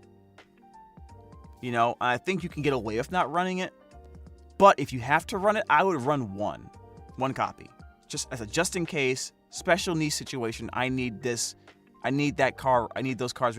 This one specific summon removed immediately. Oh no, Ganyu cast her burst. I want that gone immediately. Let me get rid of it now. I'll hold on to this just for that specific situation if I'm playing against that deck. But other than that, I'm not using it. You know what I mean? That kind of thing. You'll have to be more strategic with this one. You can't just throw it out whenever you see a summon for the first time. You want to wait for a specific summon that's going to bother you. You know what I mean? If there's a summon, for example, like Ganyu's, like if there's a summon that is created by using a burst, that's a good time to use Send Off because they had to spend a lot of energy and dice to make that. That's a good option for Send Off. If there's a summon that has some special ability attached to it, like it heals somebody, or it heals one of your it heals somebody, or it protects from damage. Okay, get rid of that. You know what I mean? You can do it like that. But I would say this is probably like a 3, maybe even a 2.5 right now. This might change in value depending on how other decks evolve later on, since the meta is early. So I would say like a 2.5 to 3. And there's other cards that I don't have here that I haven't bought yet. Like I mentioned, like a lot of equipment I haven't bought, a lot of weapons I haven't bought. We're not even gonna go over that really right now. But now we're gonna go over the 3-cost cards. And I'm not going over the character-specific equip cards yet. Like, I'm not going over this. But I will say this. It depends on how you want to play. This is very, very dependent. But you have to be careful, because not only does it cost 3, but it costs 3 of a certain element. So you really have to be strategic with how you manage your energy, or this could screw you over. Some characters don't need their special cards. If they're not the focal point of your team strategy, don't put them in. If they are the focal point of your team strategy, maybe put them in. That's essentially the rule right there. All right? But just know that it's gonna require you to play around, like to manage your dice well. Because you can't just use any dice you want. You have to use a specific die. A specific color die. Right now, I'm trying Stellar Predator. Why am I trying it? I'm just trying cards out with it when it comes to those things. After Official equips this card, usually these cards, when you equip it, they basically count as a certain skill that the character already has, but it gives an extra added bonus, right? It's basically an equipment card. So for Official's case, whenever she does a normal attack, when Oz is on the field, Oz will deal 2 normal damage. This kind of consumes his usage, though. But he does more damage if he fights with Official than if he does it by himself. So it depends on how your strategy is, you know. You'll have to play around and see what you like better. Maybe some decks you don't run any. Maybe some you run Rhodia, but not Ganyus. Maybe in some decks you run Ganyus, but not Rhodias. It just depends on how you want to play that particular. There really isn't a right or wrong answer in there, unless you just throw all of them in there and be like, okay, this is perfect. You're probably gonna have some issues. All right, now what other 3 cards do I want to talk about? Some of them are weapons. The 3-cost weapons, don't bother getting them early. Don't need them. There are artifacts that cost 3. You don't need them. You don't need them this early. Wait a little bit and then pick them up if you really want to try them. You know what I mean? They're gonna give us the points to get them. They probably get everything anyway, so you can take your time getting those later. Trust me. I have not seen these cards really, unless you know, some of these are free, but I can show you in the shop. But a lot of them you're not gonna want to play. Not yet. You don't need to play them. Though they're only a 2 in my opinion right now, because of the timing isn't right for them, right? You know what I mean? Just wait till later. They're probably not gonna be bad cards for you later, but even then, you're probably not making a whole deck full of artifacts, so just chill on that. Bro, you didn't get notifications? Bruh. That's cringe. Paimon. Get Paimon. Get 2 of this adorable, annoying emergency food. 1 for each pocket in your pants. I'm just serious. Really good card. It costs 3, which is high. For the next 2 turns, you get an additional Omni element. So it pays for itself and sets up your next 2 turns wonderfully. If you can get this within the first or second turn, really good. Really, really good.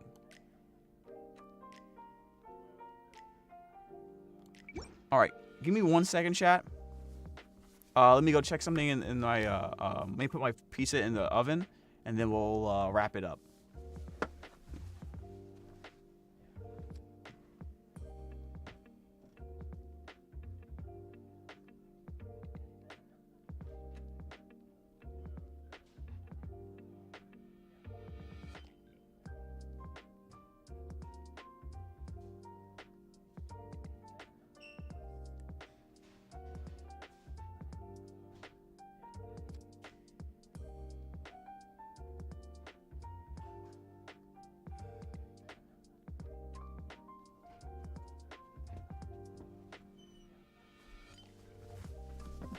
Okay.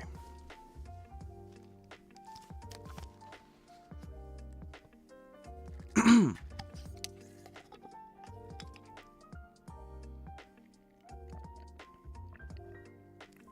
you guys are wondering what this is matcha lemonade. I went to a restaurant in New York. Well, I made matcha lemonade, and I really liked it, so I made my own.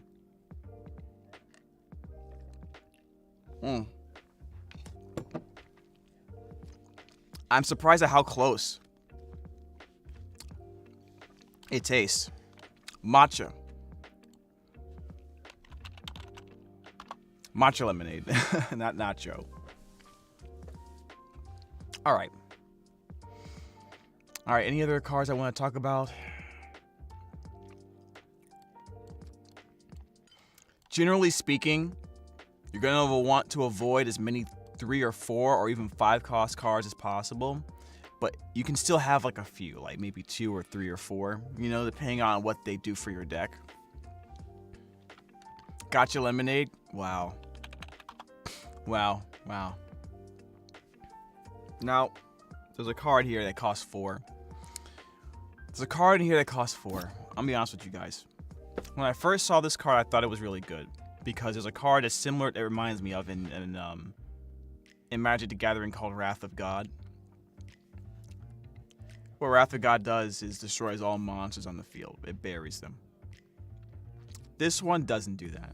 Because if it did, it'd be, well, it destroys all the summons.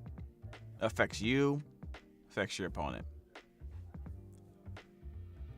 This card is too slow. It costs way too much. It costs way too much to do what it does. Because if you do not play a deck that relies on summons, or you play a deck that maybe just wants to just play one key summon, this is way too much. Plus, it gets rid of your summons. So, like, that's a big no-no. Do not play this card. If you're going, this should probably be the last card you pick up in the shop. Right now, it's a 1. I would say it's a 1.5 out of 5. Because you're not going to want a Wrath of God too much. You're not going to want a Guardian's Oath too much, to be honest. And I like Zhao. I like the picture of Zhao on there. I'm telling you guys, it's not worth it. It really isn't. It's too expensive. Even at 3, it's an eyebrow raiser. At 4, it's like, no, don't do it. Trust me, don't do it. There are other 4-costing cards too, and that's something you have to like pay attention to. Like some of the talent equipment guys have 4 costs. Most of them aren't worth it unless you're specifically basing your team around that character. Like Sing Show, like you're probably not even in the deck that needs Signature to do what it does really well, you're not using this card. You're most likely not using this card. The only cards I would probably say you want to run, maybe you run, I don't even know about that, to be honest with you, dude. Like I said, unless you're specifically running something, like your whole strategy's evolved around that character, I wouldn't do it. You know what I mean? Like, Undivided card is one of the few cards that cost so much that might be worth it, maybe. And that's really if your strategy revolves around Ganyu. It's very Ganyu centric. But at 5 is a lot, even for Ganyu. But it's a good card. It's just that it's 5. You know what I mean? I don't like. I think this card's okay, but you probably don't need it because for Keqing, you probably don't need it because Keqing makes her own +1 off of her skill. So the thing about Keqing, right? When she does her elemental skill, she gives you a stiletto card from outside the game. What they don't tell you is that you can use that card to fix your energy. But if you don't use it, it's actually a really strong card because what it'll do is it lets you attack with Keqing when she's not the center character, when she's not the main active character. Basically forces a swap and then lets her do her attack. That's actually not a bad card. It's a strong card. Keqing is really interesting in that regard. She has her own built-in switch mechanic. So, you know, it kind of fits her style of being lightning fast and everything. It's like she's cutting in line.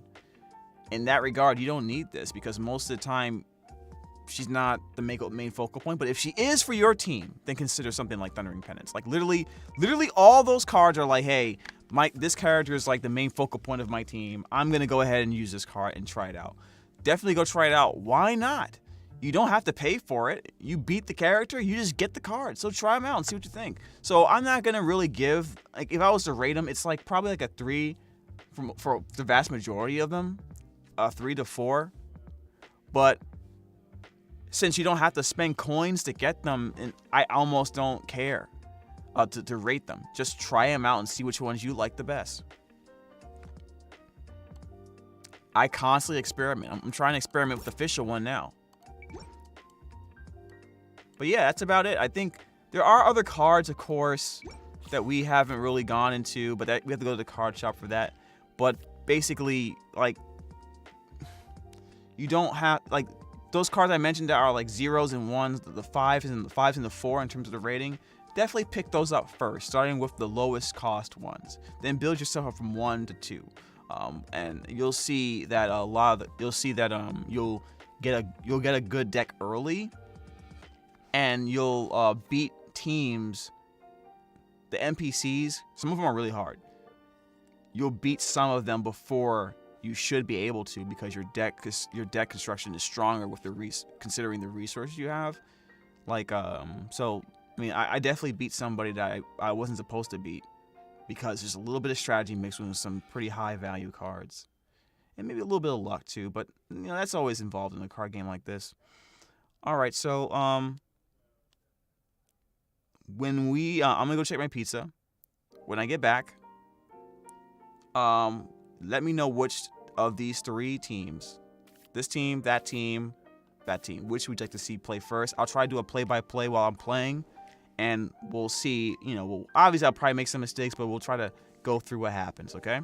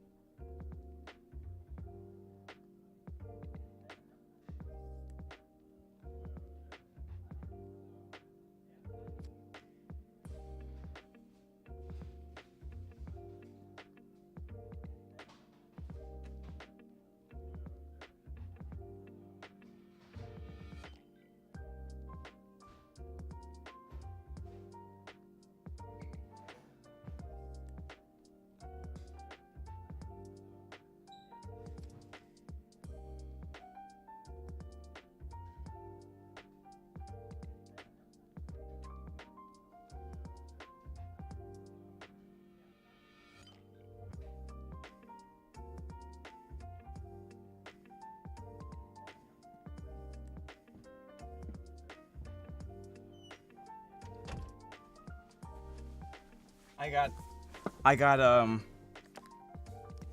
glad I got up when I did. If I would have waited 10-15 minutes later, I probably would have been upset. Because I had my pizza in the oven. Okay. Alright. Star Signs is a Kaching main deck card, usually only. They run all 3 Star Signs. Also, I didn't want to critique you while you seem to be recording specific content, but just an FYI, the Ellen card is very vital to the OK stats of Noel and Ayaka decks. It's 5/5 in those decks. I don't run the Ellen card.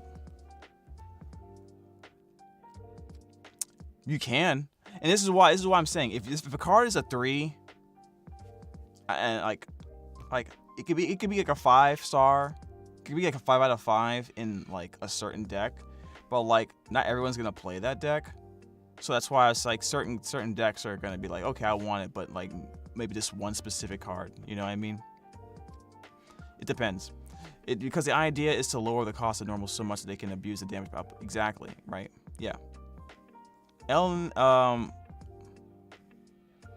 pretty good in that case. But I think for the Ayaka Yoi strategy in particular, you would rather use the minty meat rolls because NRE makes it searchable. And it thins out your deck. So when you see, you probably have seen the Ellen card, right? But you're most likely going to see this minty meat rolls instead, because not only does minty meat rolls exist, you can also use the smoked chicken as a stopgap option, and they're all searchable through the NRE. Which is why I stated that the NRE might become a 5 out of 5 card. Right now it's a 4 out of 5 card because specifically of that strategy. But the thing is that engine can be used in any deck. See, so here's the thing. In Yu-Gi-Oh, engines are everything. Engines can make a deck broken. NRE doesn't make a deck broken yet, but it makes it so much more consistent because of how it thins out the deck. Especially if the food it gets is a key part to your combo. So so I would always prioritize NRE/Minty Rolls over Ellen if you're talking about using it as part of a strategy for Yoi Ayaka, right? If that's what you're talking for, specifically that deck, for example, which we know is a very powerful OTK deck right now, I would consider that a priority over Ellen. Now, could you run both? Maybe. It's just that the NRE engine requires more cards, so you might have some trouble with other cards you want to add in there. That's key.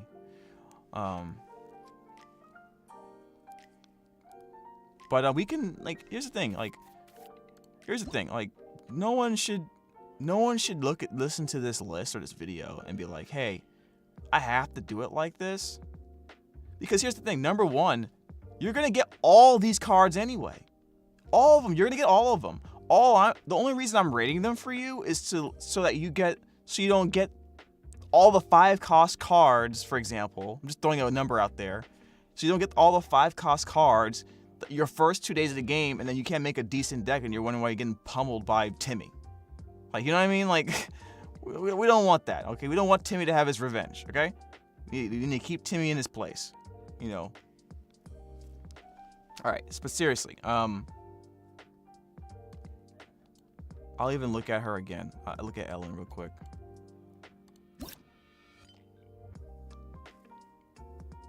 See, the once per round thing is an issue. It's fine. It's like the chicken. It's like the smoked chicken. Very similar to the smoked chicken, except the smoked chicken costs less, does the same thing, except normal attacks. Now, the chicken says normal attack, obviously. This says skill. So that could be pretty interesting. You know what I mean? Like, there is value in what you're saying. But the Yoi Ayaka strategy wants to spam the normal attack. So you might as well pick the option that, number one, costs less, and number two, is searchable.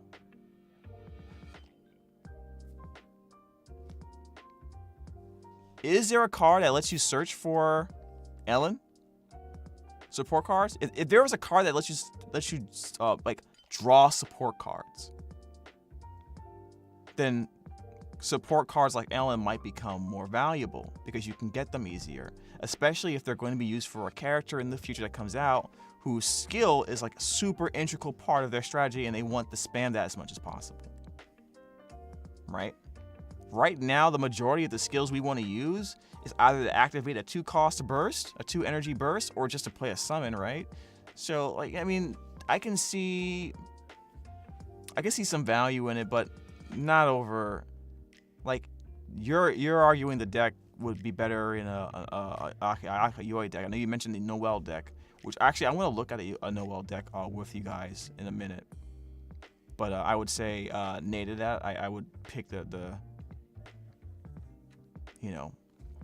rolls over this. I guess we'll we'll start with, I have this open, this team right here, so we'll use this. But before we do that, I really want to look at this video. There's this video by Valkyria. I think that's how you say it, right? Valkyria. And I want to look at it and let's kind of like talk about it. Let's see what we think about it. It's about the title is called The Most Troll Deck in Genius Invocation. I haven't really taken a look at this deck, so this will be my first like real reaction to it. And then we'll react together.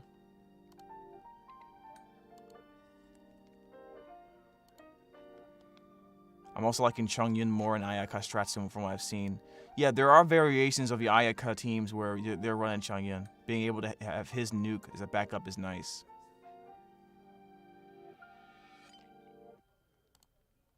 All right.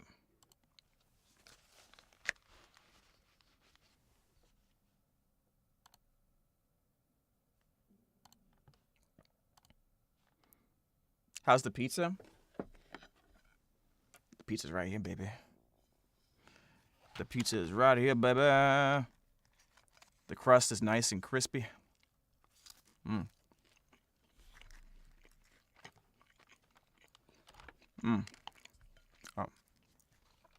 I just really wanted pizza, guys. It was a problem. All right, let's check this video out and see what we think about it. So my dude's Welkin. Today I want to show you a deck I Oh, I'm sorry. Have you ever heard someone open up a YouTube video a certain way that's unique to them and you just want to copy it? Because it just tickles you to hear it. Like, what's up, dudes? Valk here. Like, this Valk. Like, how does he do that? Hold on a second. My dude's Welkin. Valk. This is funny, but whatever. Continue. Today I want to show you a deck I came up with. It's kind of new. It's one of the most troll decks I think I have made in this game yet. Basically, what this deck is it runs on a very seldom talked about engine, the NRE engine, and it basically. We just got finished talking about how stupid the NRE engine is gonna be. And this video is already telling me he's found a way to make it abuse it. Let's see what he's talking about. Basically is almost unkillable. What I mean by that is the Stone High Law Troll, this big old boy right here, basically because of his passive and shield up time, he is a very hard person to put down, same as Noel. So it really just depends on which one you want to go into. Mona is here just to apply Hydro so you can get crystallization and be able to enable quick swap so you can set up Mona as kind of like a tank to go ahead. That way you can mitigate and easier kind of spread out where you want their elemental reactions to go. But the main core of this deck is this. What the heck? It's just food.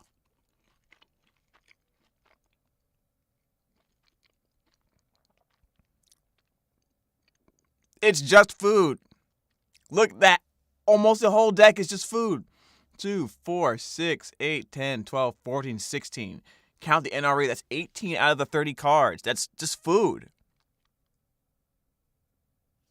That's hilarious. This is so... Can't go wrong with food. He doesn't need mana fixing because half the deck is just any type of die. That's why he's only running 2 Paimon. He's actually running all of the support equipments. That's kind of wild. Right here is how it plays out, and the NRE engine is what it is. It's very, very, very strong. Here you can see I have this just for some consistency. This was something I threw together really quick. By no means is it optimized, but it is. I might be able to optimize it. Some of these foods are probably not going to be in the deck to make room for like maybe something else, but let's check it out. Let's listen. Every type of food. It is the NRE bag, and it is Chef Mao. So the way this generally works, right? And I'm going to show gameplay The Chef in a Boyardee second while I deck talk. now. I'm going to speed up the gameplay, but a good little bit because the game does take a little bit to get going. But the way this game works, or the way this gameplay works, is you want to try your absolute best to reroll for either Chef Mao or the NRE at the very beginning, ideally both. You are more than likely going to And you saw when the game started, this Hilichurl got like 3 armor points, it looks like. Is that what that is? Like a shield? I guess it takes 3 hits for free? I don't know. Let's see what happens. 100,000,000% get food. Like, you are more than likely going to get food on your start, so you want to have at least 1 or 2 food cards, as well as Chef Mao or the NRE. Now, keep in mind, Chef Mao, even though it does say once per round, it is once per round per card, because it doesn't specify that it's per card, so 2 Chef Maos will stack, meaning that all the characters have damage negation of some sort. The skill from Mona does that. Pretty sure Noelle's is all about shielding too, so...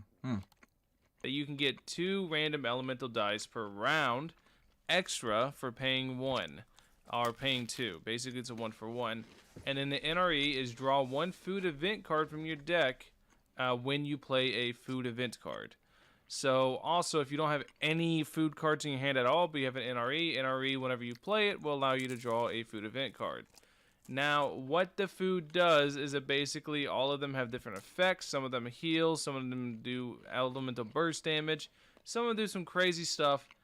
But all this deck does, right, is it just sits there and generates advantage over having tons of survivability, to the point where it's laughable how little damage this deck actually takes. There's going to be points in a duel where I take literally 0 damage, and you just generate more elemental dice than your opponent consistently. That's what this deck is. It's insane consistency and insane survivability. It is very hard to put characters down inside this deck because of Stoneheart Lawtrell. How he works, he naturally has a passive that gives him a shield and crystallization. And even then, even if they were able to actually somehow touch the Stoneheart Lawtrell, I can just go to Noelle and start doing stuff with Noelle as well. Noelle is equally cracked in terms of survivability. That's all this deck is. It is pure survivability going back and forth. Now, am I going to say this deck is one of the best decks in the game? Absolutely not. What this deck is, it's annoying. This deck is very, very, very annoying to deal with because of just in the raw amounts of survivability it has. You know what? SDA, are you here? This is your deck, isn't it? This is 100% your deck. It might win, it might lose, but it's always annoying. You would play this, wouldn't you? I can see it.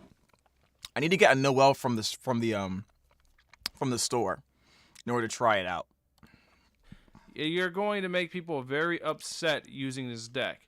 This is a very, very trolly deck, and it's not meant to put people down, although it can do a ton of damage. It can absolutely one-shot people by any stretch of imagination, but it's just incredibly hard to put characters down inside this deck. Wow. Due to the raw amount of survivability it has between the food and the healing through Noelle, and then all the crystallize with the Geo Shields. The deck, it lives. It's going to live through a lot of stuff. It is an absolute beast of a deck. This is the tank deck. But it is very, very trolly, and it is meant to just annoy the hell out of people because they can't kill you. Eat That's domains in basically all shambles. it is. Lol. Anyways, that's the video. Thank you guys for watching. Hopefully you guys enjoyed the duel. If you guys like this deck kind of profile, expect a couple more coming out. I've got a lot of decks I want to cover. Okay, so he's already done. That's a pretty fun, interesting idea. That's very unique. I like it. I wonder if you can get away with a different character besides Noelle. I mean, not Noelle. Besides Ganyu. I mean, not besides Ganyu. Besides Mona. Because what if we did all this stacking and shielding, and we put like a character here that can hit everybody all the time, and just whittle away with AoE damage, like a Ganyu, like Fischl, or a bunch of characters. The free switch allows the crystallize to matter. Oh, I see. Yeah, you're right. It has that passive. So you can apply Hydro and then switch to someone else, and then that's cool. All right, I get it. I dig it.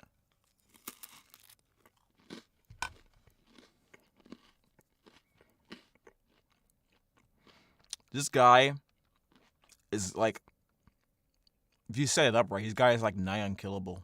Him or Noelle. That's funny. All right. Here's another video. It's I put invocation best decks, trying to see what we get here. So here's a video that I don't remember what it was, but it says top 10 overpowered cards you need and how to get them. So remember how we talked about the cards I ranked their value or whatever. So let's see how many are like, kind of agree with what I was saying. And it looks like this is Braxophone's video. I haven't subscribed to this guy. I'm gonna subscribe. All right, let's see what we got here. Because it's always good to have multiple people to bounce your ideas off, chat, to say the same thing. If you start hearing the same thing over and over again, doesn't mean it's 100% true all the time, but that's something you definitely want to pay attention to, right? So let's listen to this. The new Genshin TCG having been freshly released, I've finally been granted permission to make content on it, and I have a lot to share with you all. As with all card games, there's a tempo to the game, and you're going to want to make sure that you can keep up. So with that said, here are 10 cards that are must-haves for the Genshin TCG. Oh, and just to be clear, these aren't in any particular order.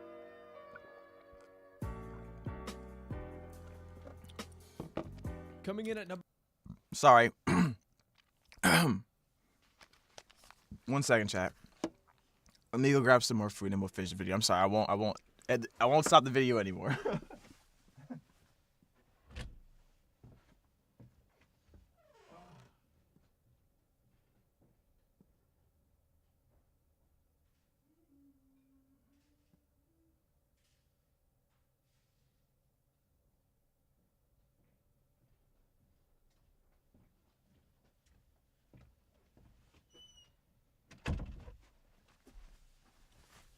All right, let's do it. Let's do it.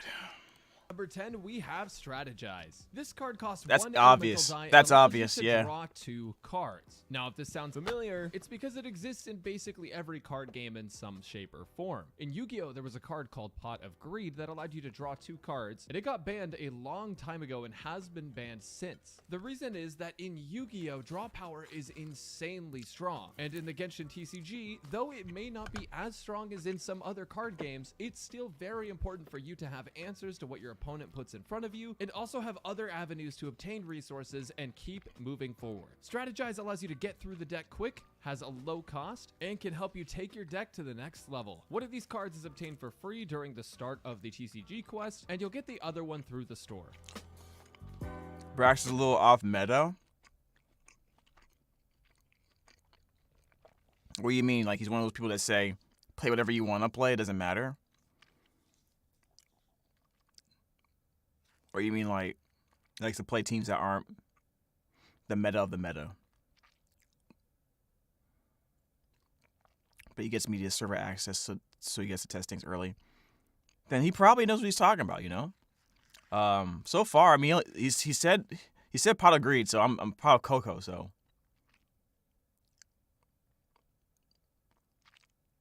Doesn't like Shimenawa, probably because he wants to use the burst. Coming in at number 9 is technically not one card, but one archetype of cards. This is going to be your resonances. When you play at least 2 cards of the same so far, I elemental agree. type, you get access to what are called resonance cards. And there's 2 types of resonances. One is going to be dice resonance, and the other one's going to have its own unique effect. For example, if you have 2 Electro characters and you pull the Electro Resonance card, you can give one of your characters that doesn't have maxed out energy 1 energy for This is one probably the best Electro or die. second best That one. effectively lets you get your energy up without having to attack and being able to use your burst right after if you've stored up enough energy. This can completely change the tide of a game. The Pyro Resonance card makes it so that whenever you react with Pyro, that character's going to deal 3 extra damage in that reaction. The Animo Elemental Resonance is going to let you switch characters and create an Omni Element die. Almost every resonance card is amazing, and if you're playing 2 of the same element, you're almost guaranteed going to want that resonance in the deck, with only a few exceptions. As for the resonances that give you dice, well, that's pretty self-explanatory. Getting resources for absolutely free is amazing. These cards can be found in the in-game card shop. So far, so good.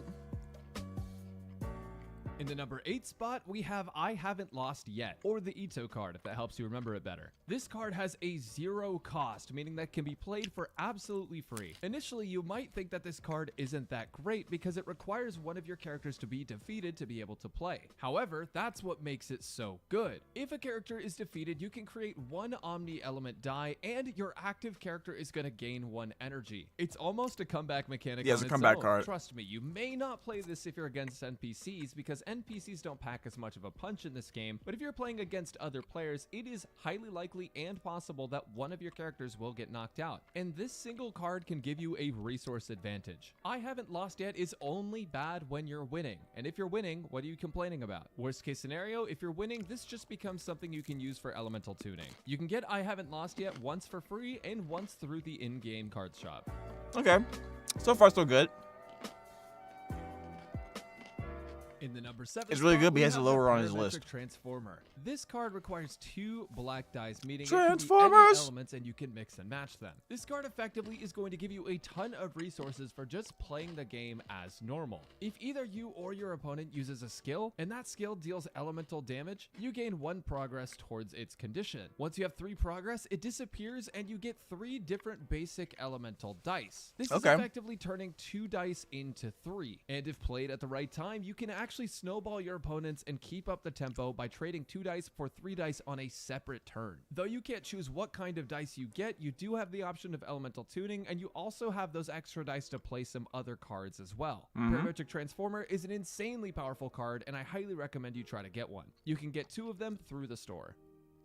So far, so good. He's picking up he's talking about really good cards, really high value. I'm fine with this Coming in list. at number 6 is Iron Tongue Chien. Which Okay. I probably just butchered the heck out of. This card costs 2 black energy, meaning it can be any elemental mix. And at the end of every turn, one of your characters without max energy is going to gain 1 energy, prioritizing the active character. This card can be used up to 2 times, meaning you're paying 2 dice of any kind for 2 energy over 2 possible turns. If you draw this card in the early game, it can really set you up for success. The reason I like this card over Lusu is because you can effectively choose which card is going to be getting the energy, whereas with Lusu, you can't guarantee 2 energy to that same character. Some characters also don't really look to use their elemental bursts at all. With that in mind, Iron Tongue Chien is an amazing card, and I highly recommend you try it out. You can get 1 copy of this card in the shop, and you can get another copy by actually dueling Iron Tongue Chien over in Liwa. Yeah, baby.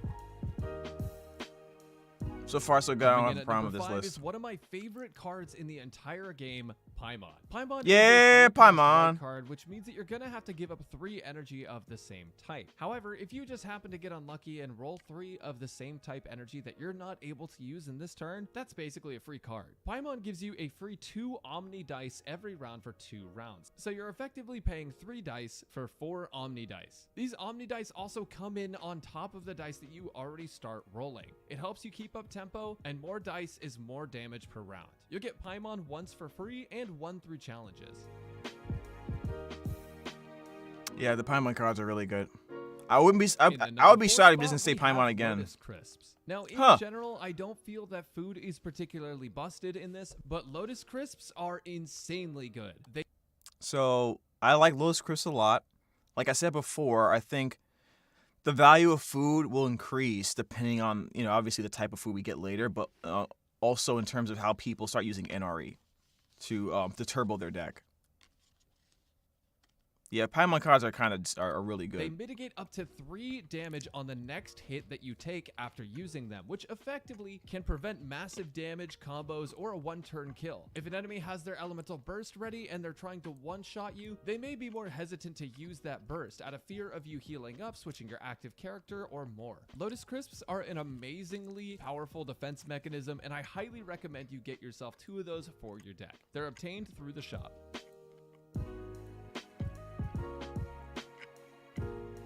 We all love when this guy visits because he always brings good fortune, and Lieben is here in the card game as well. During the end phase of the round, Lieben's going to collect any unused dice that you have, with a maximum of 1 of each element. When your next action phase begins after you roll for the next round, if the card has collected up to 3 elemental dice, you draw 2 cards and create 2 Omni dice. Now, the card does go away right after that. However, 2 draw power plus 2 Omni dice for dice that you weren't even going to use at the end of your last round is insanely good. On top of that, Lieben has a 0 cost. This card is completely busted, and everyone should be running these in your decks. Heard that? Heard that, chat? It's busted. This card is busted. Yo, Sesson, thank you so much for the follow, man. Hard disagree. Well, you can hard these. No, I'm playing. When you use your energy, it does nothing. What do you mean when you use your energy, it does nothing? You're gonna be stuck in situations where you can use energy, but you rather have that 2 energy later for a bigger move that might need more energy. Like I could use for example, if I'm playing Yoimiya Ayaka deck, I could use that 2 energy now on my turn 2. If I don't need to, I can transfer that energy over to my next turn when I'm probably going for my OTK with Lieben, so that I can more comfortably kill his whole team. And that's what it is. That's what a plan to succeed is. That is a plan to succeed. What do you mean? You can grab Lieben in the shop. 100% agree with that. Number 2 is the card changing shifts. Now, you might not think this card is that strong. I think it's good. Not better than Lieben, but it's good. Spend 1 really die good. when you're going to switch characters. But that's exactly what makes it so powerful. No, Kai, I'm not. You can use it in a way where it's not like you're not planning on having bad dice. What you're planning on is drawing 2 cards. We're also setting up the next turn to be explosive, right? And you can time when you want to do it.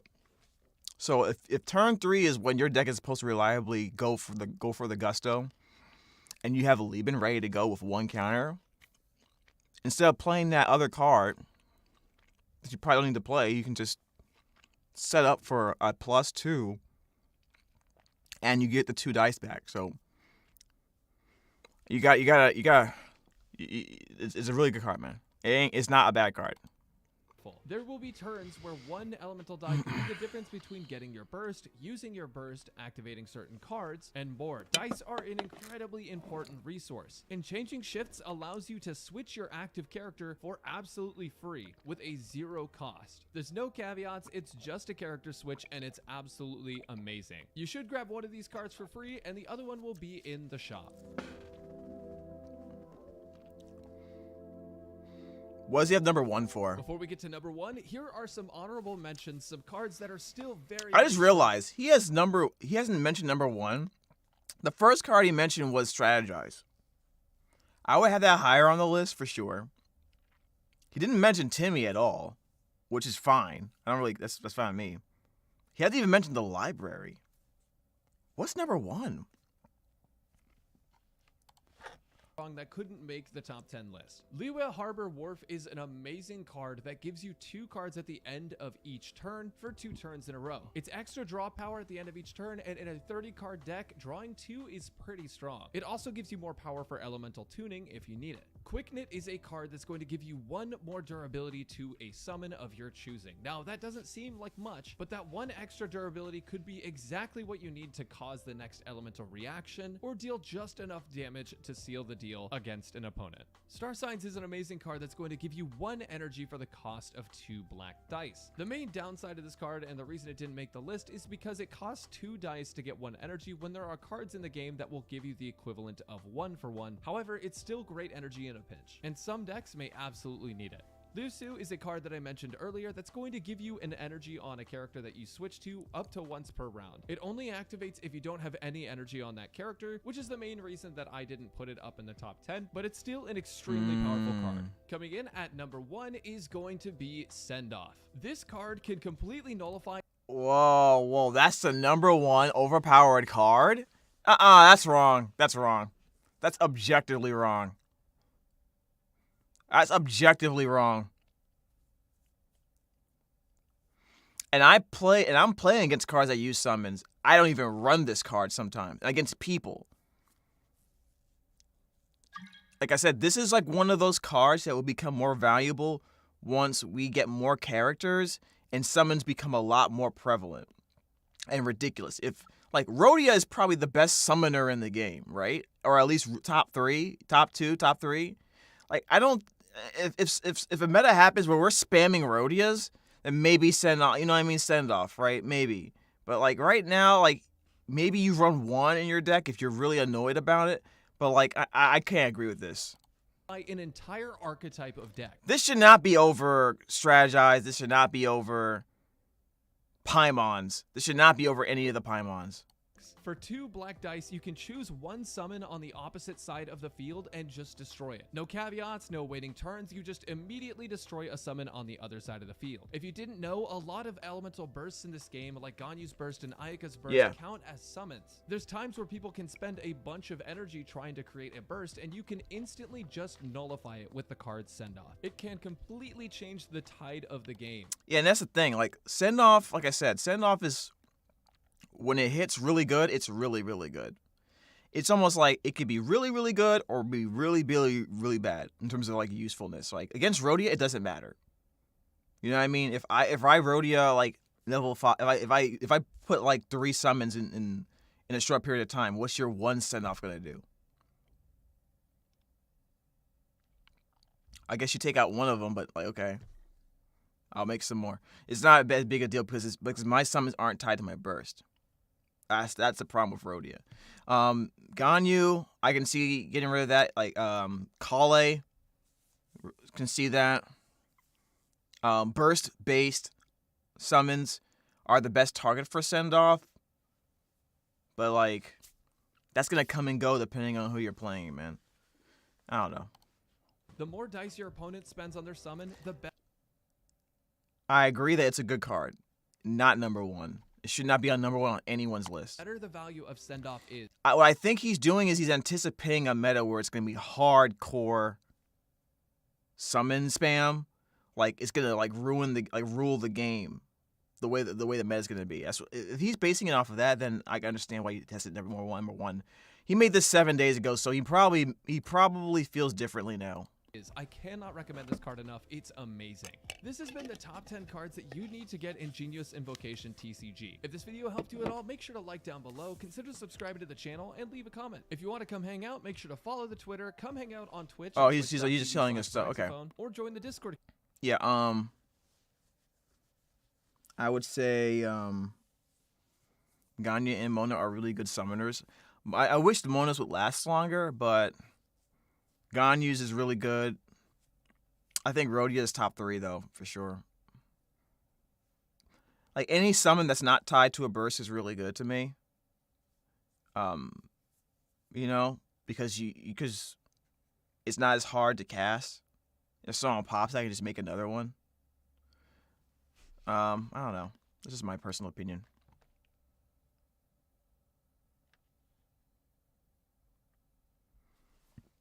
Like, I just think Rhodia is ridiculous. Rhodia is probably the best Hydro character in the game. You know? Probably. There is competition for it though. Like Ganyu and Xingqiu, they're really good too. All the Hydra characters are really good. You have to get like 200 summons total in victories. I think I may have been gotten that. Actually. All right, chat. It is almost there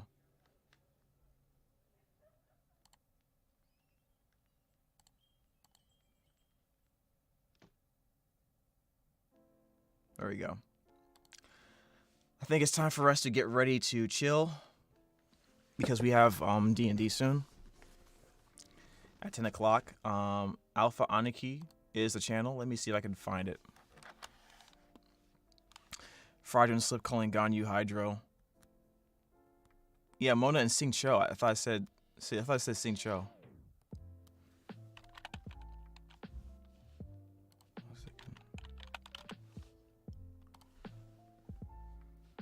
Is he live right now? He's not. Okay, so we're gonna be going.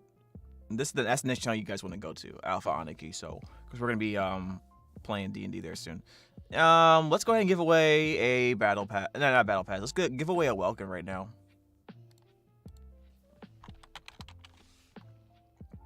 All right, all you have to do to apply, like I said, is just follow this channel and follow me on other social media.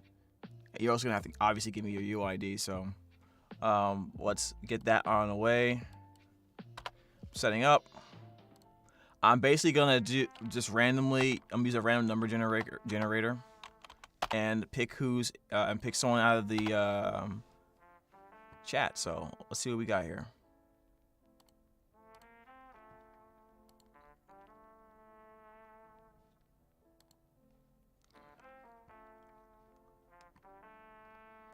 All right.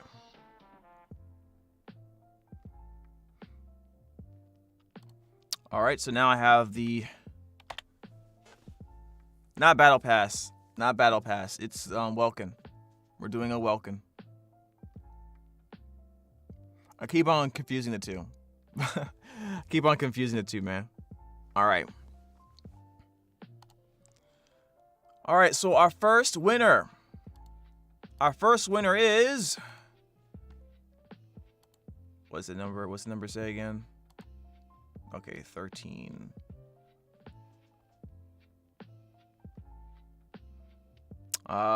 Small streamers community. Small streamers DC community. You get 1 minute. Don't be mad at me, Master Drag. You know what I meant. We've been doing this all month, dude. You guys get a minute or two to let me know because we're close to ending the stream. If you don't say anything, if you cannot hear me in the next minute or so, we're picking someone else. Small streamers DC community.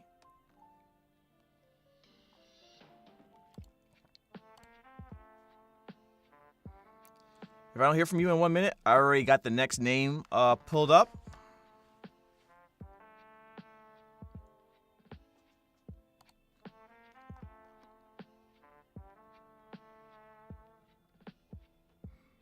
All right.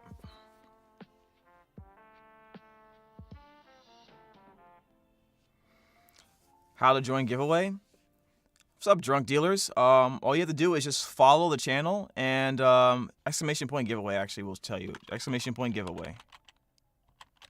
We're actually giving it away right now. So you give away, you get a Welkin by simply following those channels. If you can't follow me on Instagram and TikTok, that's fine. Just follow me on one of the two. Because you're going to have to show me that you've done it, obviously. We're actually just started it right now. All right, so looks like small streamers DC community. You haven't not said anything, so we're just gonna give it to someone else. The next person is Killer Crocs 2. Killer Crocs 2, are you in the chat? You have 1 minute to respond, and after you respond, you gotta send me either on TikTok. I'm not on TikTok. You gotta send me on send me proof that you got the pictures from the proof that you follow me. And then you're going to go on Twitter. If you have Twitter, you do follow on Twitter. Okay. So DM me on Twitter. Show me proof that you follow me on, obviously, Twitch, Twitter, and then one more other of the social medias, okay?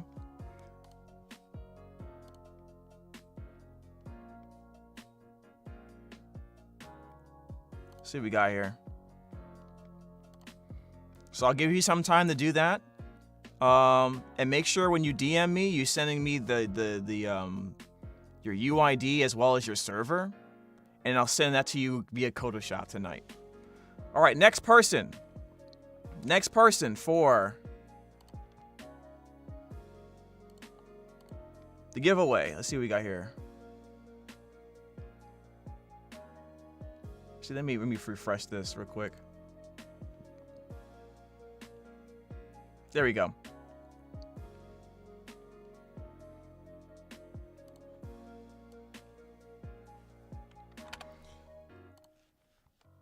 All right.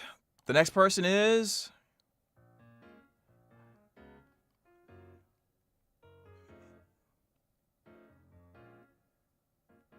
really? Okay. Xena the Weeb. Xena the Weeb. Congratulations. Congratulations, you just won a welcome pass. Is this your first one? You've won it before, right? By the way, chat. You can win it multiple times. We're doing it all month. So you can win it multiple times. If you keep on coming, you can potentially win more.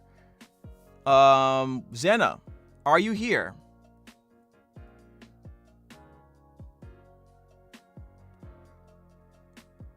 Xena. Bruh, are you serious? Xena is usually always here.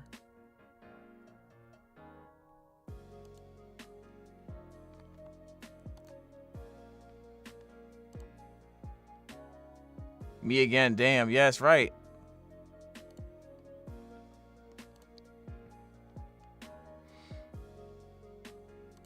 All right, I just saw Killer Crocs.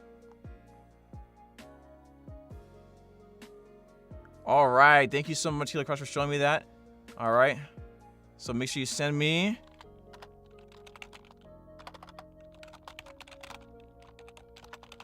your UID and server, please.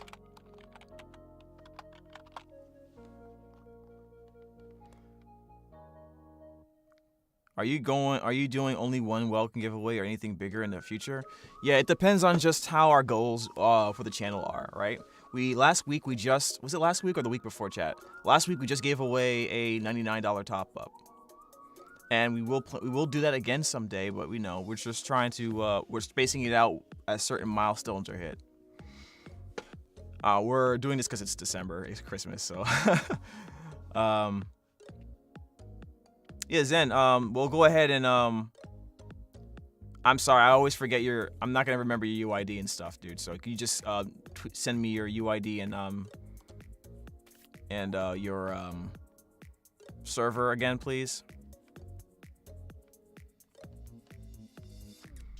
And I'll need to see that UID from Killer Croc too. Just send it to me on the Twitch, not Twitch, Twitter. Thank you. Oh, you're EU, huh? Okay. Let me send that to you right now.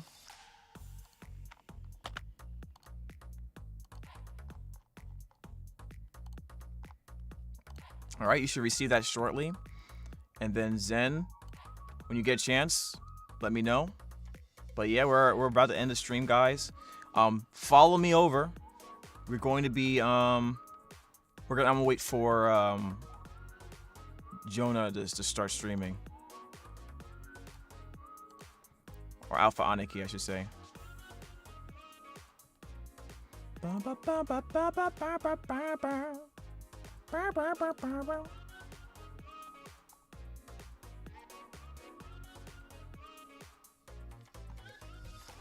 Is he up? Is he alive? No, he's still not live.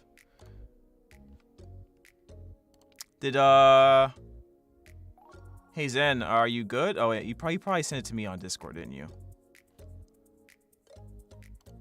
Huh?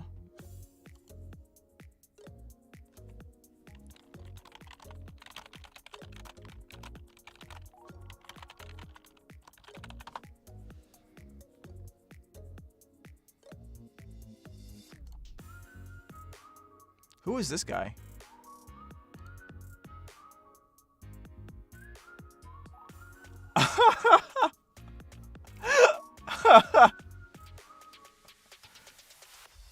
Someone send me someone try to be a jerk on Discord and is like, oh my god, dude.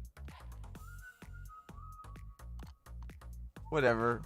I didn't even I'm telling you guys, just letting you guys know, just for I know you guys don't want to do this most of the time, but if you try to troll me on like Discord or Twitter, like you send me hate mail or something, like it not only does it not affect me at all, I so rarely check those things, I probably won't even see it, dude.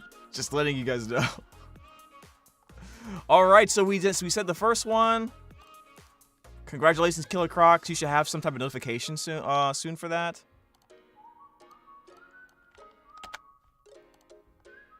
And I know you don't have me on Discord. I'm just like I said, I always forget. I'm not gonna forget you, but like whether you won certain things or what your ID number is for Genshin, I'm not gonna remember that. Just not. I suck. Okay. But yeah, this is great. I hope you guys had a fun stream today. This was I think it was a very informative stream, just mostly talking. Usually I'm always playing something. It's almost 10 o'clock. I figured the stream will be up by now. Let me see if anyone's joined the D&D Discord yet. Okay, we got peeps in there. Mm-hmm. All right. He's not streaming yet, is he? Let me see. Let me refresh. Okay, cool. Not up yet.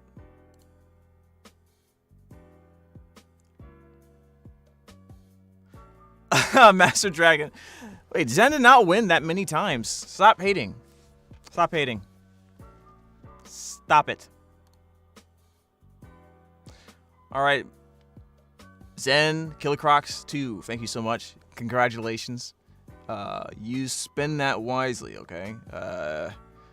You know, if you're waiting for a character in the future, that's probably the Welkin is probably the coolest things. One of the coolest things to get. Because it'll definitely help for that. Just spend wisely. But if you don't, that's up to you, man. Because you may not get another one, so. But yeah, that's great. We're gonna continue doing this for the end of till the 30th, I think, is what we're gonna do it at. If I do miss a day, just know that I'll just carry it over to another day on the stream. So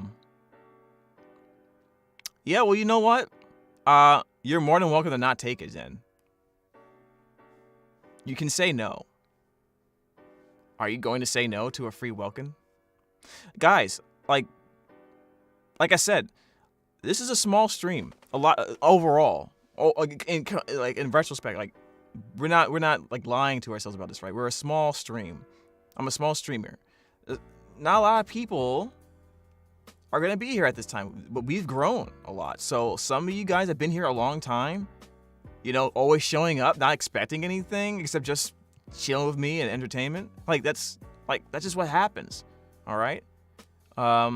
Zen, you're more than welcome. If you happen to win next time, you're more than welcome to be like, I give it to someone else, or I decline it. You're totally welcome to do that. Besides, I don't think you're gonna win anymore. It's statistically impossible, right? Like, we're just getting mad lucky. No, I'll take it. No, okay, see, that's what I thought. The truth comes out, huh? The truth is revealed. All right, chat. Let's go ahead and set up for Alpha Aniki.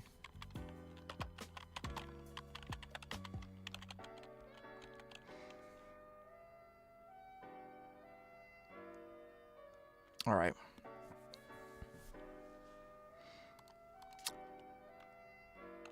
Thank you so much for coming. Really appreciate it. If you haven't done so, just ask you one more time. Like, comment, and subscribe if you're watching on YouTube or on Twitch. If you want to join in these fun little exercises, these gifts, joining the Twitch is the best way to do it. We're only really doing them on Twitch right now. If you want to, You can also follow me on Instagram and TikTok because I do post some stuff you're not going to see on the other channels too much. I post a lot more voiceover challenges over there. You can check out, enjoy those, maybe even send me some of your own. Some of them are on the YouTube channel. Some of them I think are in the videos for Twitch, but not all of them. You gotta go there to check them out. Also, if you're a fan of Yu-Gi-Oh! And Yu-Gi-Oh! 7s, I am the voice of Roa Kassidy in Yu-Gi-Oh! 7s, and I do have a Streamly open. Check those out. They're really awesome prints. I know you'll love them. Give them to one of your friends or for yourself. Why not? I'll see you all next time with either more Genshin Impact. We'll try to do another Master Duel stream with a guest, or we may just do an open duel room where anyone can just come in. We'll figure that out. All right, guys. I'm going to go ahead and send you off. I don't think he's streaming right now, but definitely go over there, follow him. I'll be there for the D&D, okay? Take good care of yourself, guys. I really appreciate it. Thank you for supporting the channel for all this year, for this whole year. Take good care of yourself. And as always,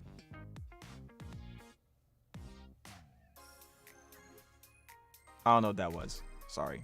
Stay jamming. We out.